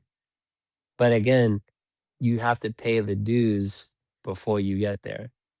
Because when you first start, Chris, we're not thinking about the mistakes. When we first start, it's all about the art. Yeah. You can't spell the word start without art. It's all about the art. All you care about is performing, performing, performing, performing, because it gives you, it's deeper than money. It gives you a space to feel liberated. It gives you a space of freedom. For those 3 minutes that your song is playing, you are away from the world. The arguments from your family are in your head. The person you're with isn't making fun of you or giving you a hard time or being a bad partner. The bills you haven't paid are not in front of you because all you're focusing your entire being on is just the words that you have taken time out of your life to put together and to write. So we only care for that. And we just keep falling forward, falling forward, falling forward through the mistakes. And then as you get older, and now money becomes a thing now, okay, you're not living with your parents anymore. Now you're by yourself. So how are you gonna survive? So now you get a job. And I wish more artists understood that your job is not the final destination. It is just a stepping stone. It is just a pit stop that you are taking around the track. That's all you're doing. You're not stuck there. Don't feel bad about having a job. There's some amazing artists and producers that have jobs in schools, they teach or whatever they got going on. Shout out to Knife Wonder, shout out to Lupe. It's like it's okay to make money elsewhere that has benefits because you need that in life. Yeah. And let your job be your investor. Don't look at your job like a job. That's the wrong perception. Look at the job as your investor. And your investor is putting money behind your videos, behind your shows, like what you were talking about, right? This paying the venue, paying all these things.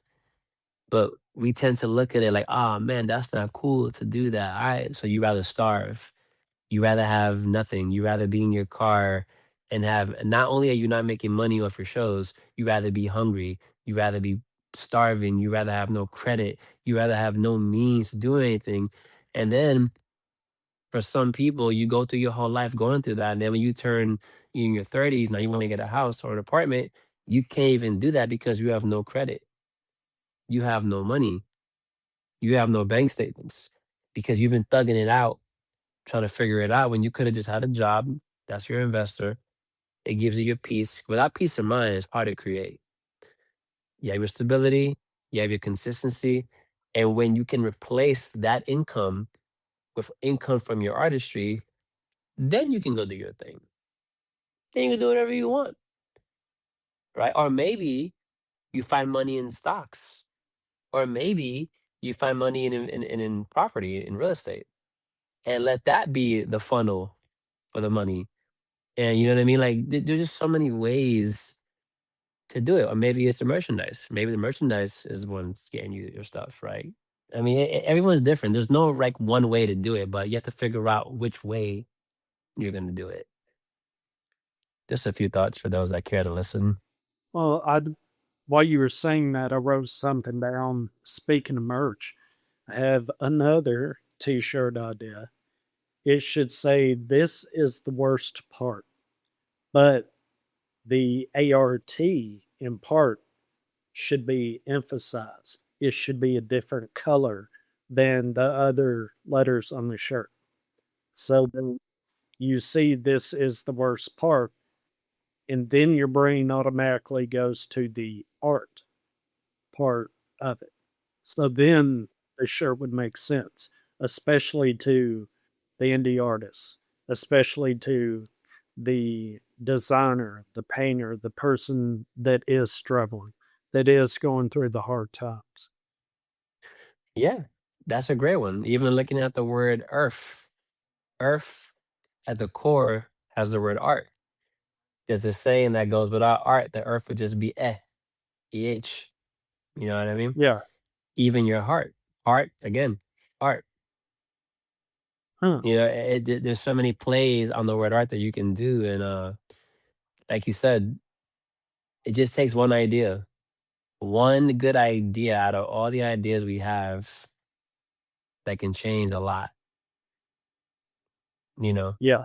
I mean, I'll give you a good example. It's like one thing that I picked up doing is working with senior citizens. I do that for like an hour a day. It's very fulfilling. It gives me a lot of good energy. It's something that I love to do, and it also is very rewarding financially as well, and it's opened up a lot of doors. So just spending an hour doing something I love to do while being compensated for it simultaneously is something I never thought about. Even DJing, I never thought about being a DJ because I already have a DJ.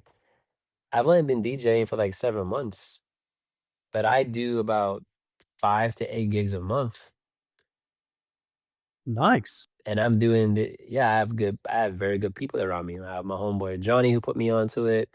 I got people like my boy Kai, my boy Rock, Mello, people that came through that taught me some DJ stuff. And I got OEP, Orlando Event Pros that I rock with too. My boys Ryan and Adam. And shout out to the five. And I generate a decent amount of money from doing something I enjoy doing, you know? So to circle back to what you asked me about when it came to success, I would say success is also making money off what you love to do. Because if you're making money, you're probably working, right? And look at it like this. This is an important thing to understand for everybody. There are 24 hours in a day. which means you probably sleep between 6 to 8. Let's just round up to 8, which leaves you 16 hours, right? 16 hours to be awake, right, Chris? Mhm. If you have a job, you're there probably 8 to 9 hours, right? Depending on the schedule. So that means half of your time that you spend awake, conscious in your life from age, let's say 18 to 65, is spent doing something that can be emblematical of a job or work. So if you love what you do, that is success. If you love, it could be baking, it could be working at a hotel with people, it could be sales, whatever it is. If you love what you do for money, you are already ahead of so many people. Because so many people hate their job. So many people are miserable throughout the week.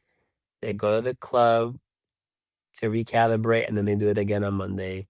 And it's an endless cycle of misery.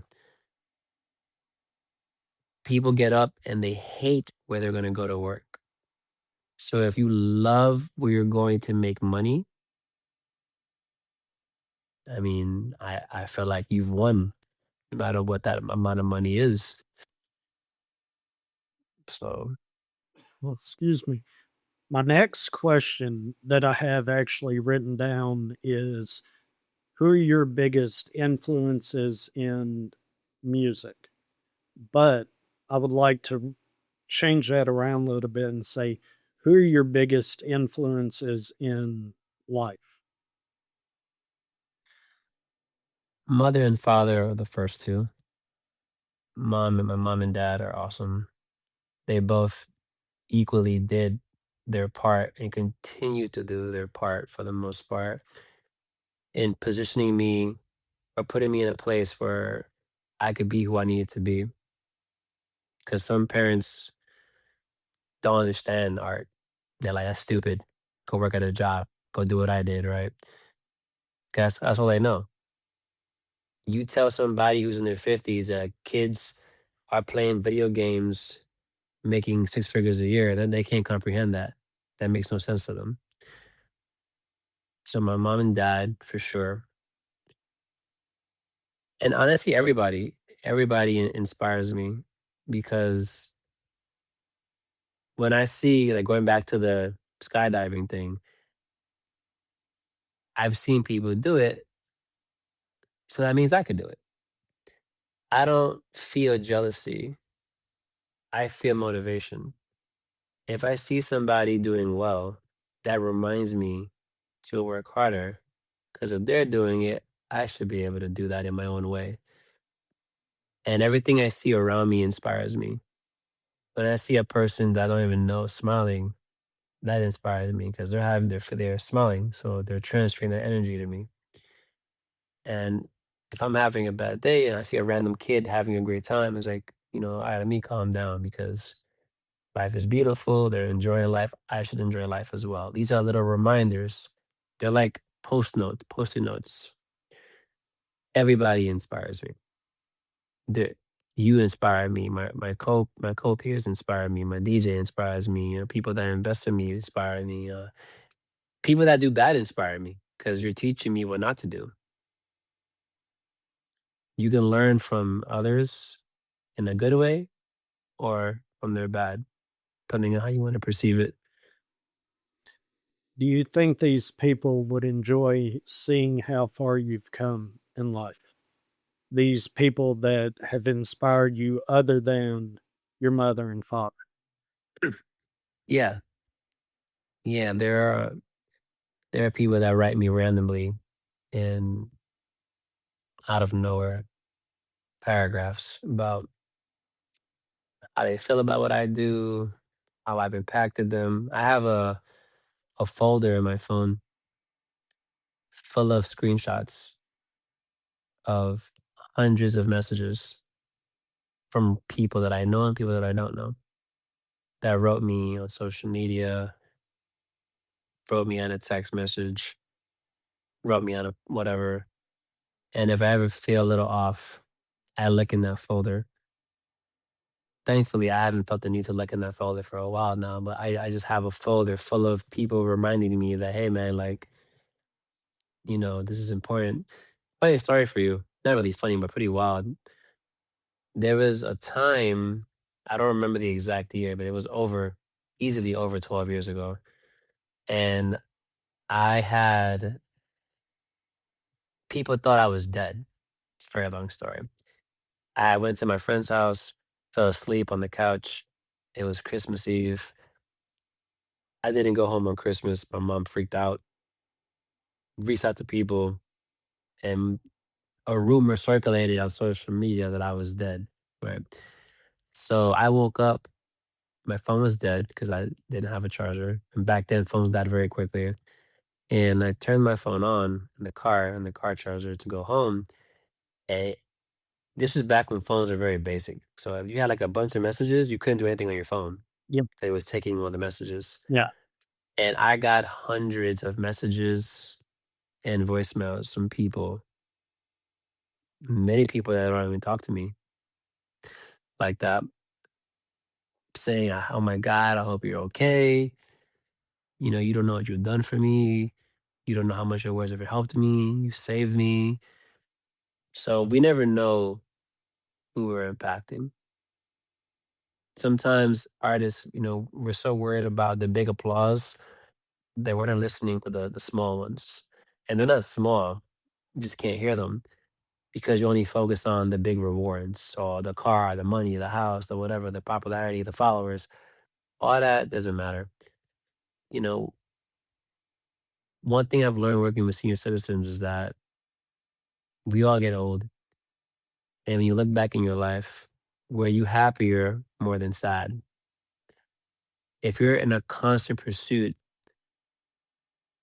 that's always giving you a hard time and you don't stop to look around to be grateful for what you've done and not be so hard on yourself, you may not like what you look back at. So we have to be more conscious of the wins and the inspiration we put out and the good that we do and the inspiration, and not just be so focused on, oh, if I don't get to this, then I suck. Nothing mattered. Nah, man, it's not true. It's not true at all.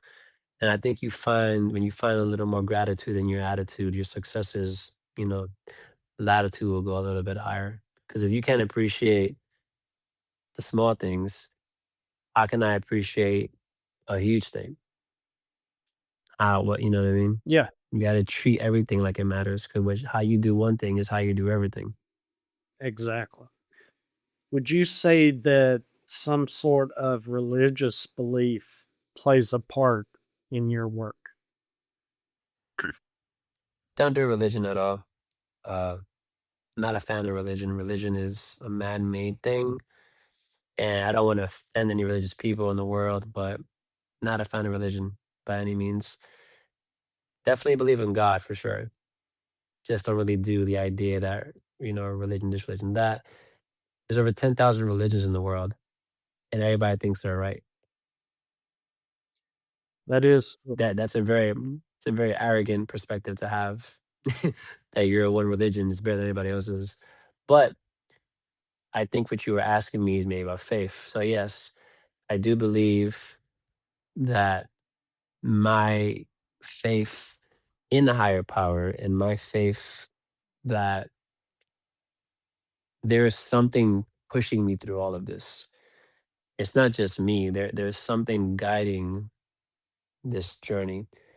Because if I had enough time to tell you the way everything has connected in my career, it's very divine. And it begs the question, are we meant to be a certain thing? Or do we just create it? Or are we given like a fork in the road that we don't even realize? Like, those books back in the day where it'll say, turn to page 25 if you want to do this, or turn to page 75 if you want to do that, right? yes, yes. I used to love books like that. Is it a thing where you get put in a position and if you make this choice, your life goes that way? if you make that choice, your life goes that way. Like the movie The Adjustment Bureau. I love the movie The Adjustment Bureau. Okay, it's all about your decisions having ripple effects in your life. And I truly believe that I've been guided to all the right people. I've always, whether it was rap, whether it was dance, whether it was making money, whether it was credit, whether it was health, whether it was martial arts, I've always, always end up with the right people that can put me in the right position. It's always been that way since I was younger. And I don't know why it's like that. I don't know if that's good karma. I don't know if that's divinely structured. I don't know if that's just luck. I don't know. I don't know. I couldn't tell you, Chris, because that'd be arrogant to tell you what it is. I don't know. I have no idea. But what I can tell you is what it feels. And what it feels like is some type of divine force. Even me being alive, I could have died several times over. I'm still here. One of my favorite movies is The Matrix. And I love when Agent Smith says, purpose. Things have to have purpose.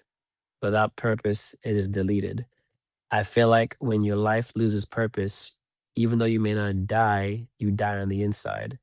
And now you're not living, you're just existing. So my life is full of purpose. So I'm constantly living. I don't just exist in a shell. I'm always in the right energy. Hence, the energy is here. I'm the sweater. So would you say mental health plays a part, negative or positive, in your work? Yeah. Yeah. Absolutely. It's a huge thing. If I was not okay mentally, Do you think as an artist and someone who's been around the world, someone who is in music, do you think that mental health is talked about the way it should be? I feel like many things, it can be talked about more. I don't think it's stressed enough. And I think to some degree it's looked at as weak. There's the old thing of like men can't share their feelings because it makes you weak. I've never believed that. I don't have that limit in my life. Like I've never had a problem sharing what I feel because the irony of vulnerability is is a sign of strength. People who are afraid to be vulnerable, in my opinion, are weak because you're afraid to be looked at a certain way. You don't know yourself enough and you have to put on this tough persona because you feel like if you put on a weaker persona, people are going to get through and infiltrate and break you down. There's nothing I can share about my emotions or vulnerability that would change anything. There's nothing a person can physically do to me or verbally say to me that's going to stop what I'm doing because I share pain or vulnerability. And I've always felt that way. I've always been very open about what I feel. So I would love more artists, especially the male figures, to understand that it's okay to be a human being. Like if you cry because this gets too hard, that's normal. I remember I spoke to one artist and he was telling me how he broke down and it's getting too hard. I said, "Is that the first time you ever cried?" He said, "Yeah." I said, "But I've cried hundreds of times. Are you kidding me? I've had breakdowns hundreds of times because all I wanted was to rap. That's all I wanted to do. And I didn't know how to make that happen. And it wasn't happening and it wasn't working out and things kept falling through. And then I picked myself back up. I remember I quit rhyming for a little bit because it was like this is pointless. Like, why am I doing this? I rather just go to college and be a psychologist, like, and just do that. And I tried. I went to school for a little bit, had a 4.0 GPA. Even in my entrance exam in the CPT, I was in the 98th percentile in several subjects. I still have the paperwork in my crib to remind myself that I'm not an idiot. Yeah. Not saying school makes you smart, but I had that on paper that I took it and I did it. Because I didn't take the SAT. I didn't want to go into college when I was running. But then It's like, no, I'm not going to quit what I love to do. I don't care who believes in it, who doesn't believe in it, because I believe in it. People don't even believe in themselves, but yet we have this need for them to believe in us. Why? If you don't even know who you are, how can you know who I am? If you don't even believe in your own goals, then how can I expect you to believe in my goals? You see what I'm saying? Yeah. And that simple concept is not looked at enough, you know? So yeah, mental health is a big thing. And whatever you need, whether it's faith, whether it's therapy, whether it's a walk in the sun, can do wonders for the body, some grounding, some tea, some water, some laughter, some good people around you, whatever you need, go to that, recharge, and then go back to what you have to do. But you have to find what that is for yourself. For me, it was water. I used to walk around water all the time for years. I just recently stopped doing that like 2 years ago. Well, for me, it's my dog. My dog, no matter what my mood is when I get home, no matter how beat up I am when I get home, my little dog comes running and she's so happy and tail wagging, mouth open. She's sliding across the floor, just wants to be picked up. And every time I pick her up, she just gets so excited and it makes me smile. And it can pull me out even for just a little while. It can pull me out of the mood I'm in and put me in a better place. And I've noticed that, and I actually really start looking forward to it when I get home because I know that no matter what, my dog is going to put me in a better place, in a better mood. Even if I'm in a good mood, it'll make me even happier because she just brings that energy. Man, there's a video that I'm gonna send you that you've probably seen before. It's a sketch, and it's a person. He's a white figure, right? Little stick figure, not stick figure, but like he's a white figure, and there's like a guy who's sad, and he helps him, and there's like a darkness in the guy, and it transfers to him. So now he has the darkness on him. Yeah. And she's walking over a bridge. A girl's about to commit suicide. He stops her, and then she goes to her boyfriend, and then her darkness falls more on him. And then he just keeps helping people, and more darkness goes into his whole body's covered in the darkness. And then when he goes home, his dog sees him, and then all the darkness goes away. So I think you would appreciate that video. Well, I agree with that. I have a little postcard on my refrigerator. It has been up there for years, and I haven't opened it in so long. I don't even know where it came from.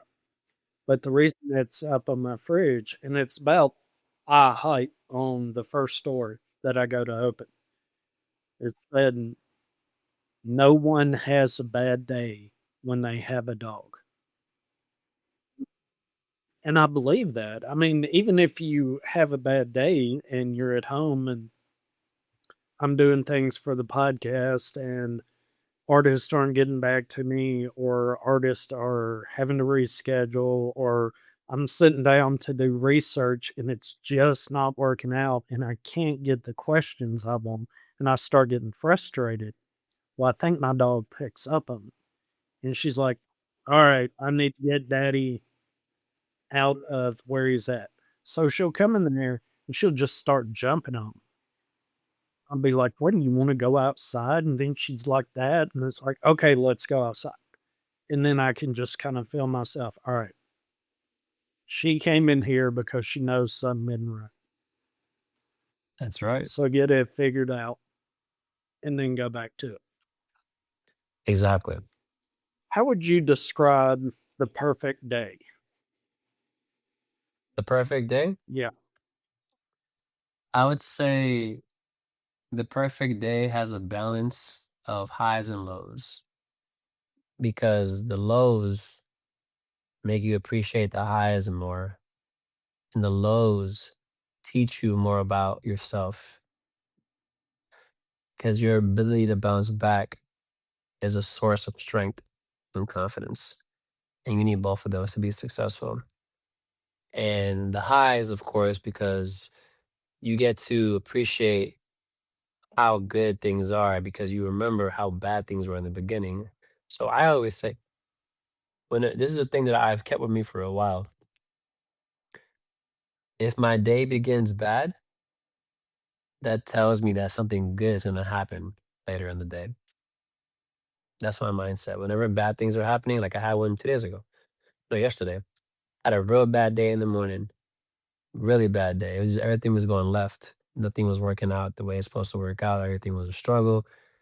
And then the day ended with some life changing news. So, I mean, highs and lows. The perfect day would never be just everything is great. That does nothing for me. I need some lows. I need some highs. Some lows and some highs. Nothing too crazy low. Just things to put me back in, in the chair to humble me.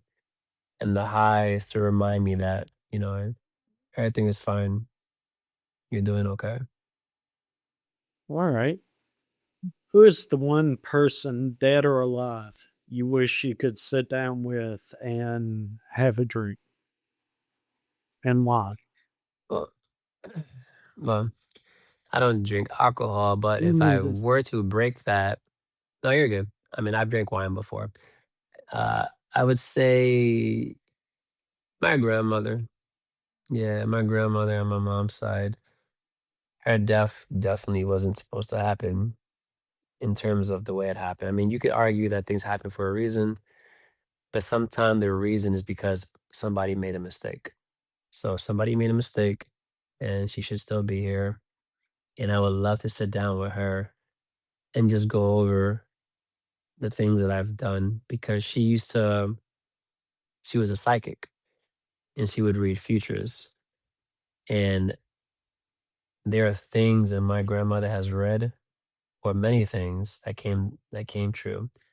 And I would love to tell my grandmother and show her how right that she was, because a lot of things have happened before she passed and definitely after she passed.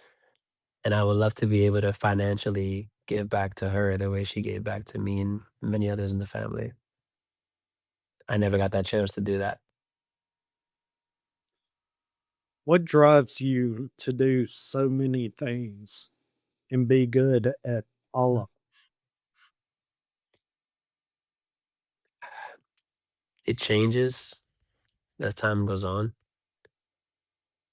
When I first started doing a lot of things, I was just trying to find life, find purpose when I was 12 and 13 years old.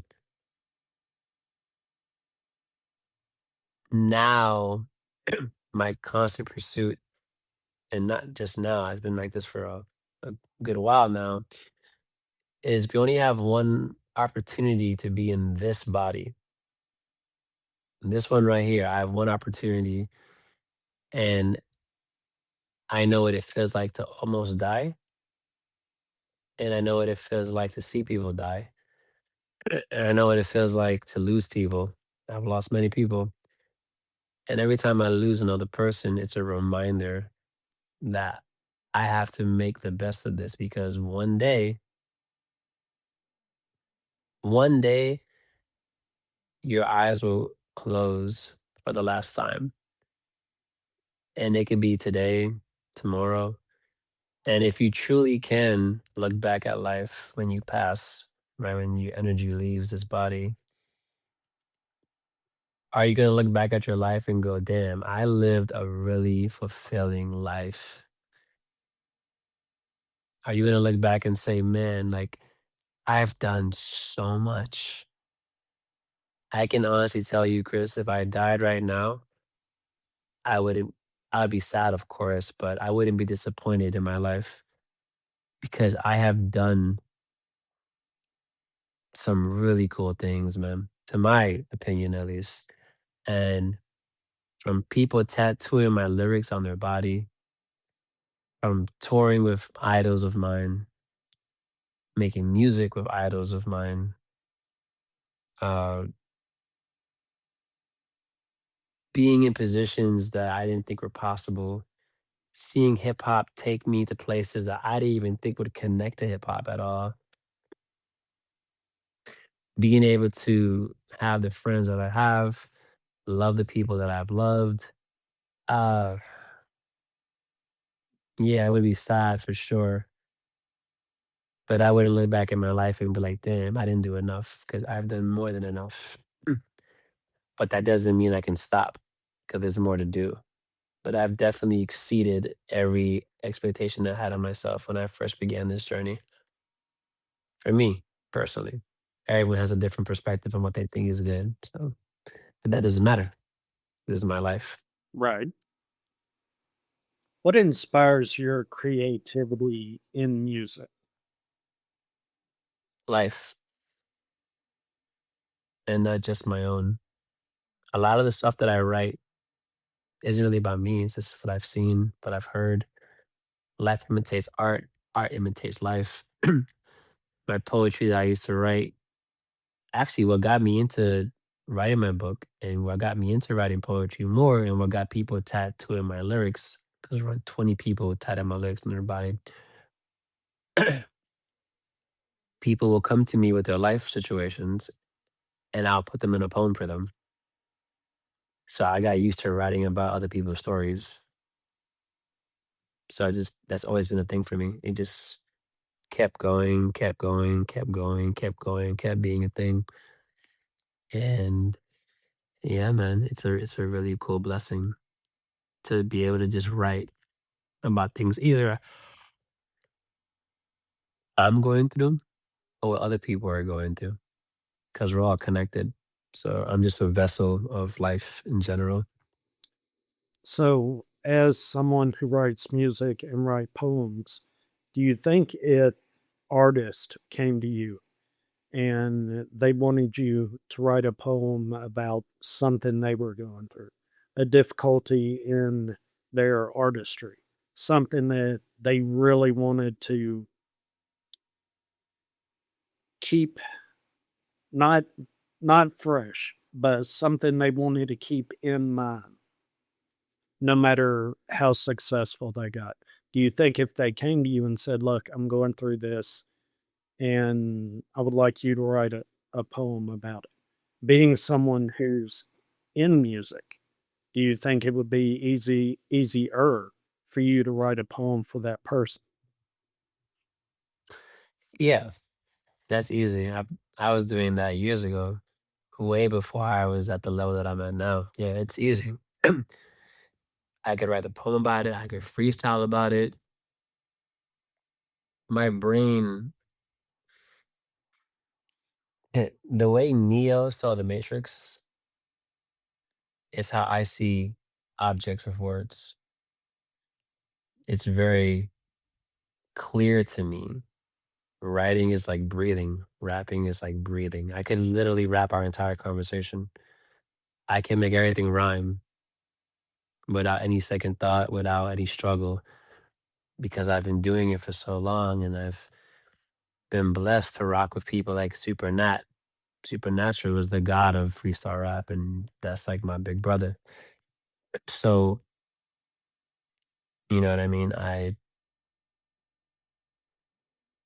It's just like breathing. Writing is like breathing to me. But that's also why I just don't write to write. I have to write with purpose.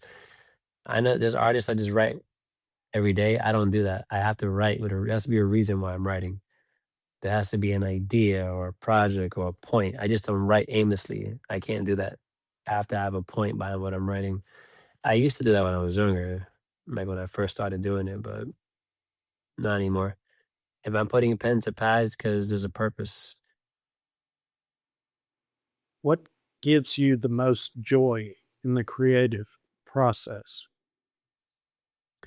Seeing the impact it has on other people, that's more important to me than money. Because money, I can make money in many different ways. That doesn't money is never going to be an issue because I know how to make money. Uh, Seeing people happy, seeing people go, the eyes light up, seeing the reaction, people coming up to me, saying how they felt about something, how something I created made them feel. That's what really matters. I remember I made a song about suicide and I made a video for it. The feedback on that was amazing. I remember the song that we played in the beginning of the video, right? The way I am about my childhood. When I released that one, the amount of people that hit me up talking about their childhoods and what they went through, and people crying was was pretty vast. We did a whole event for that, whole video premiere for that one where Orange did it, and it was very. It felt very light.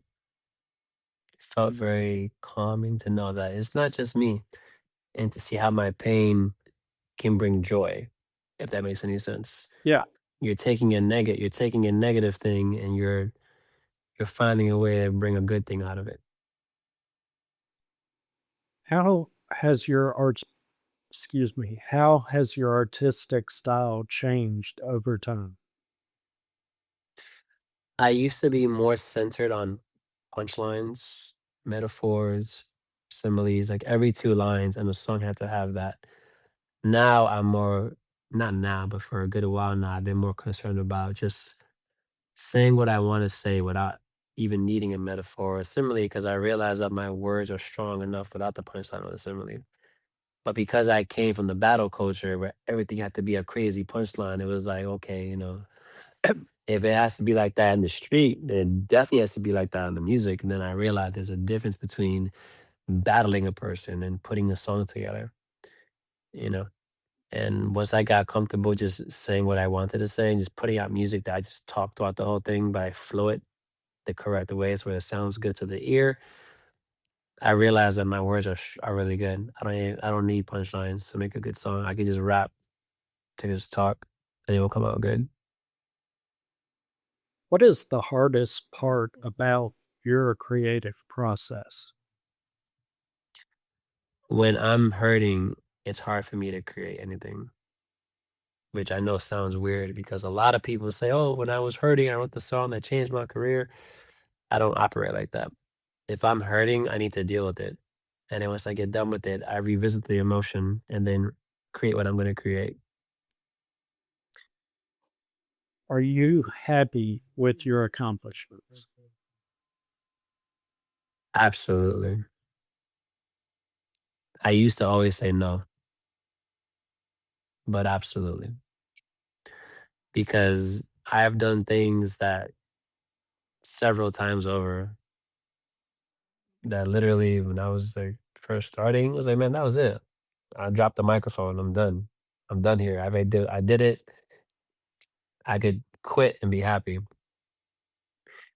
But as you're pursuing things, that doesn't happen. You want more. You want more. And social media is a very disgusting space because it can be a disgusting space because you're constantly being compared. People are constantly asking, what's next?" People don't care about what you're doing. They care about what's happening now. I mean, what you did last week doesn't matter. You did last month doesn't matter. What you did last year doesn't matter. You haven't had a great video in a year. You haven't had a great song in 2 years. You haven't done anything. You haven't bought a new car. It's like we live in a society where everybody has an opinion, but very few people are actually doing something. The people that can't do the thing talk about the thing. I don't really care for it, man. If you're not in our world, I don't really care. I'm gonna do what I want to do, create what I want to create, and if you connect to it, great. If you don't, great. It doesn't matter to me.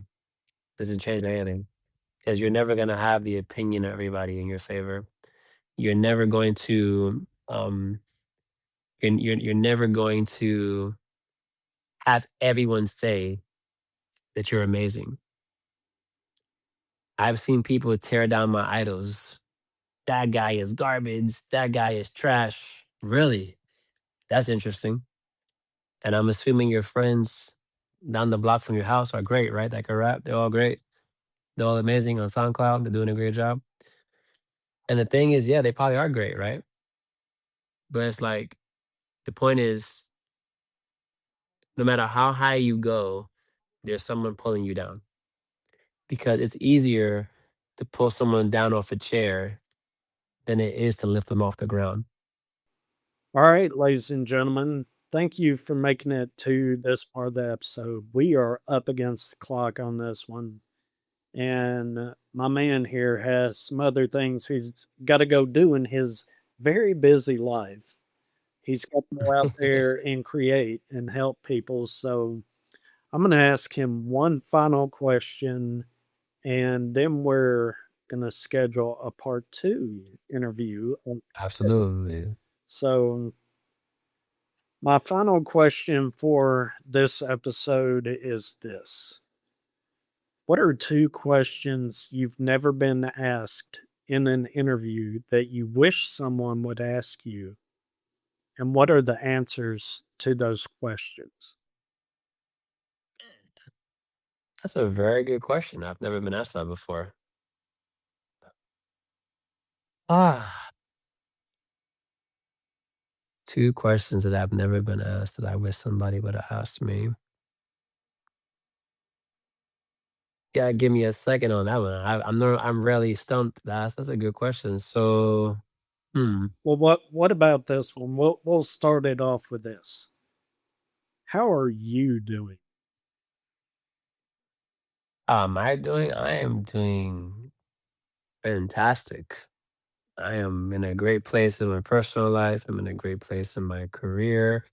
I'm in a great place financially, mentally, emotionally, spiritually. I feel great. You know, my birthday's around the corner. That's gonna be cool. I feel awesome. I just made some investments recently that I've never done before. I'm in a really, really cool place right now. I don't have much to report on me personally.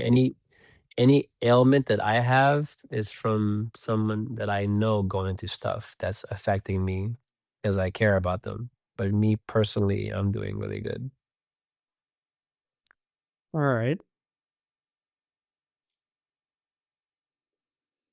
So, what is a question that no one has ever asked you? Well, that's one right there. Nobody's ever asked that question before. Nobody's ever asked me how I'm doing. People normally want me to help them feel better. So that was a rare question in general. I would say,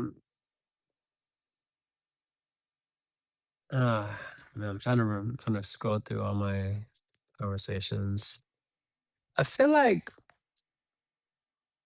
in general, people when I'm having interviews, people ask me like, why do you rap? Why do you dance? What's your favorite one? What's your favorite thing to do? Where do you see yourself? You know, and these are great questions. I would say people don't really ask about just like the personal part of it, like you just did. So any question that involves just me as a person doesn't get asked very often because who I am as a person is connected to what I do because I am what I do, right? But I'm also a human being outside of that. So there's not many questions about like what does a day in your life look like, or what do you do when you're not doing all these things, or what are some things that make you happy outside of the career? You know what I mean? So things about my personal life usually get looked over, which isn't a bad thing because I'm not here for my personal life. I'm here for the art that I create in my career. But yeah, just like that question you asked a second ago, like, how are you doing? Oh, a very simple but powerful question. And depending on when somebody asks that question, they would have got a very different answer because it changes every single time depending on when you ask. But yeah, just anything personal. How you doing personally? And it feels good. There was a time in my life, there are many times in my life where I will look back in the past 6 months of my life and I would ask myself, how did I get through that? Like, how did I handle that? That was a hard 6 months. I don't feel like that right now. I don't believe the past 6 months were hard at all. think they were great. And before that, and I'm genuinely in a really good place. It took a while to get to this place, emotionally, mentally, physically, financially, all of that, but career wise. But again, it goes back to what we talked about. You know, you got to keep pushing. It's very easy to just give up. Giving up takes no effort. It takes no effort at all. One of my favorite acronyms is the word push. Persistent until something happens. You got to push. People don't want to push. People expect, people, I think all of us at some point have done this, including myself. What we do, Chris, is we envision the way something's going to happen in our minds. And if it doesn't play out that way, we just crumble.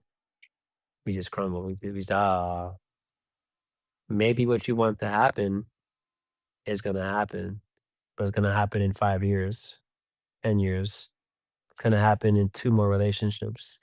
It's going to happen in 2 more jobs. It's going to take 6 more letdowns. Our life is a story. We're writing it. And you have to allow yourself to get to the chapter of your story where you win. And people stop reading their stories sometimes. All right. Well, I agree with you 100% on everything you just said. And you also gave me about 3 or 4 more t-shirt ideas. In what You just gave me a couple of ideas too, man.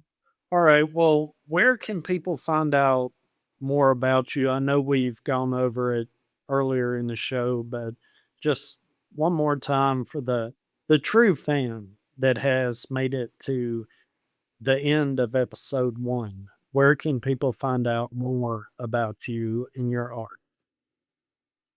Well, first off, thank you, Chris, for the opportunity to be seen and heard. Looking forward to the second one. Looking forward to that. We have a lot to talk about. Anyone can find me at SB The Anomaly. SB, the word THE, and Anomaly, spelled with 2 O's. So SB The Anomaly, that's the website, the Instagram, Facebook, the TikTok, the Snapchat, the Twitter, or X, whatever it's called. I have no idea.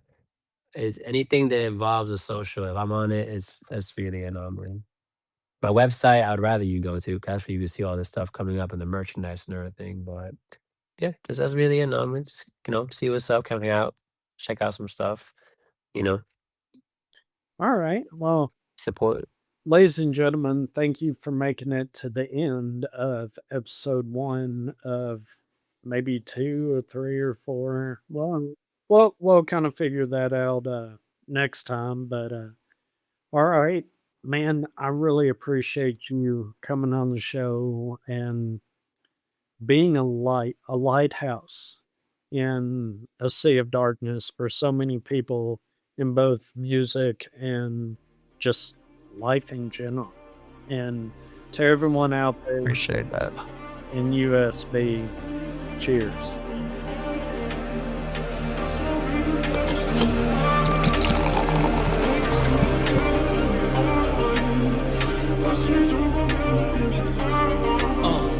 Yeah, I know life is hard. It'll give you all type of scars on your mind and on your heart. Gotta find the light inside the dark. You were born with a purpose. Just keep on searching. It'll be okay. Take it day by day. I swear it's worth it. And it won't be perfect. Nah, but it will be yours. And since you earned it, it'll mean much more.